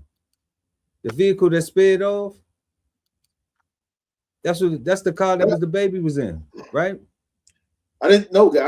I'm telling you, I haven't seen any of this stuff, or definitely I haven't seen enough to have any feelings about any of this stuff or know anything. No, but I'm saying what they just told us was they shot at that car. Yeah, what they just said. Yeah. They said shot at that car, and that baby was in that car. Correct. And they took that baby to the hospital where it died. Yeah. Because they didn't pull the car over. They shot at the car. Yeah. And they hit the baby. Apparently they hit the baby inside the vehicle. So I'm saying if whoever was in that vehicle didn't take a baby with them, they shooting at the alleged car that was the shoplifters. So if they wouldn't have took the baby with them, then the fucking baby might not be dead. Like, god damn, that shit crazy, man. That shit wow. Like, damn, like it got, like, that's them parents' fault too. That ain't just them reckless ass police fault. That's them reckless ass parents' fault too for taking that baby with them on a caper. Don't take no babies with you, man, going to go do no dumb shit. They thinking it's gonna be smooth. And what happened? That child lost their life. So did the moms get locked up? I don't know yet. I don't know yet. They just talking about the baby right now, and they talking about the police officer shooting. So that's facts. The police officer shot and the baby died. All of that's facts right there. You know, but we gonna follow it though. We gonna pick back up on it. We definitely gonna follow it. Y'all make sure y'all smash that like button. And you've just been Flavor Bomb, and now back to our show. Yeah, y'all. So we have been smoking on social integration. Make sure to smash that like button, y'all. We appreciate it. And we are at our fifth and final question. Is the phrase social integration bad, good, or misunderstood? The guy Ali Dawood at BK Soul Farm. It's definitely misunderstood. And I'm saying it's bad because they're not being totally truthful, right? Like they don't want to tell the whole story. They just want you to accept the narrative and drink the Kool-Aid and ask for more. Right. So I'm not rocking with it at all. I think that it's bad and misunderstood. Bad and misunderstood. Yeah. I'm definitely gonna go with definitely misunderstood. And it would be good if it was real. It's just not. But it's not real, you know, because it's a conceptual idea, and it's looked at like a social experiment versus a actual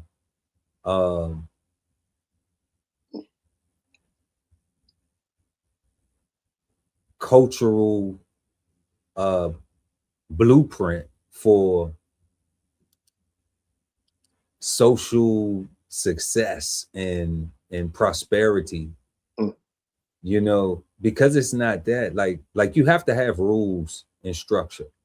You know, it's like when we was talking about the pre-segregation stuff, like, yeah, people's feelings was in it and people's emotions were in it and people's desire to be a part of it, but there was order.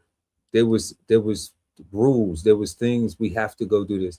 You couldn't have a peaceful protest where dogs get sick on you and nobody punches a dog, nobody shoots a dog, nobody defends themselves against brutality from the police officers getting hit with sticks and they not fighting back or nothing. They just taking that. That's order. That's everybody agreed to that this is how we will stand firm. And if you do, and if you don't honor this, then you're not with us, because this is how we're doing this. This is how we're exemplifying, and this is how we plan on getting this objective completed.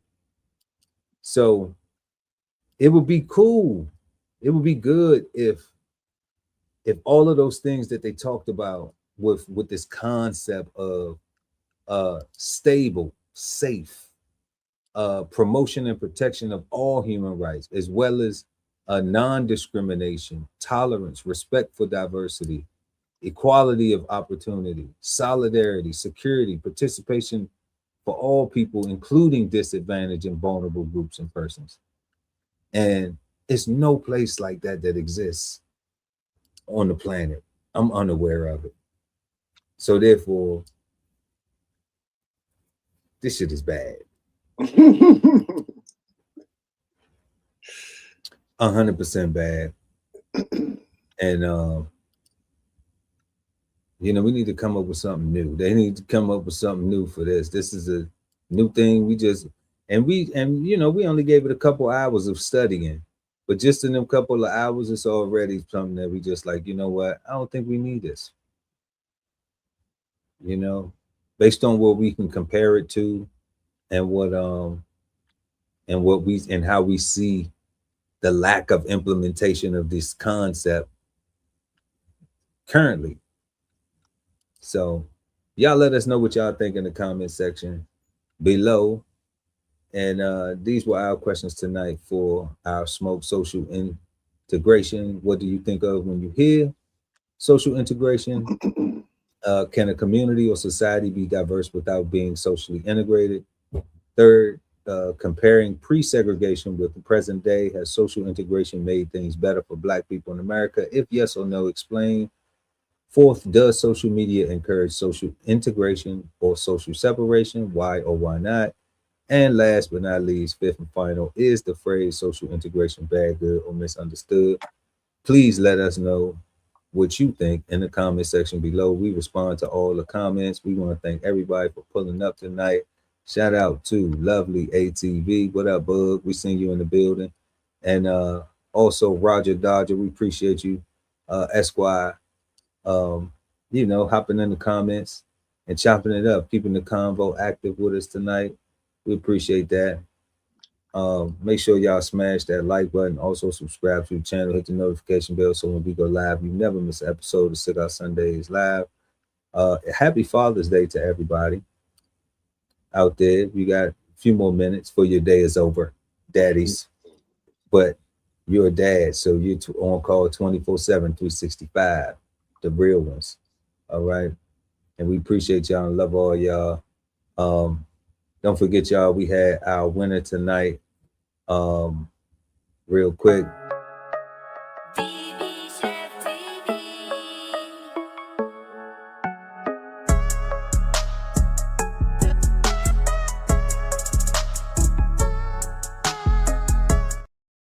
Yeah, Minister Raywood Mickles Jr., make sure that you get into the contact information. We're going to reach out to you so you can claim your prize for subscribing to DBCHEFTV. We want to thank you for being a father and for being a subscriber to the channel. Like we always say, we are not the gurus of anything. We are trying to figure this stuff out too. So we learning with you. All right. And you can check us out each and every Sunday, 8 p.m. East Coast time, right here, Cigar Sundays Live. I'm Chef Earl Pearl at DBCHEFTV, always with the God, Ali Dawood at BK Soul Farm. And we are the Cigarden Panel. Until next time, peace, God. Peace, God.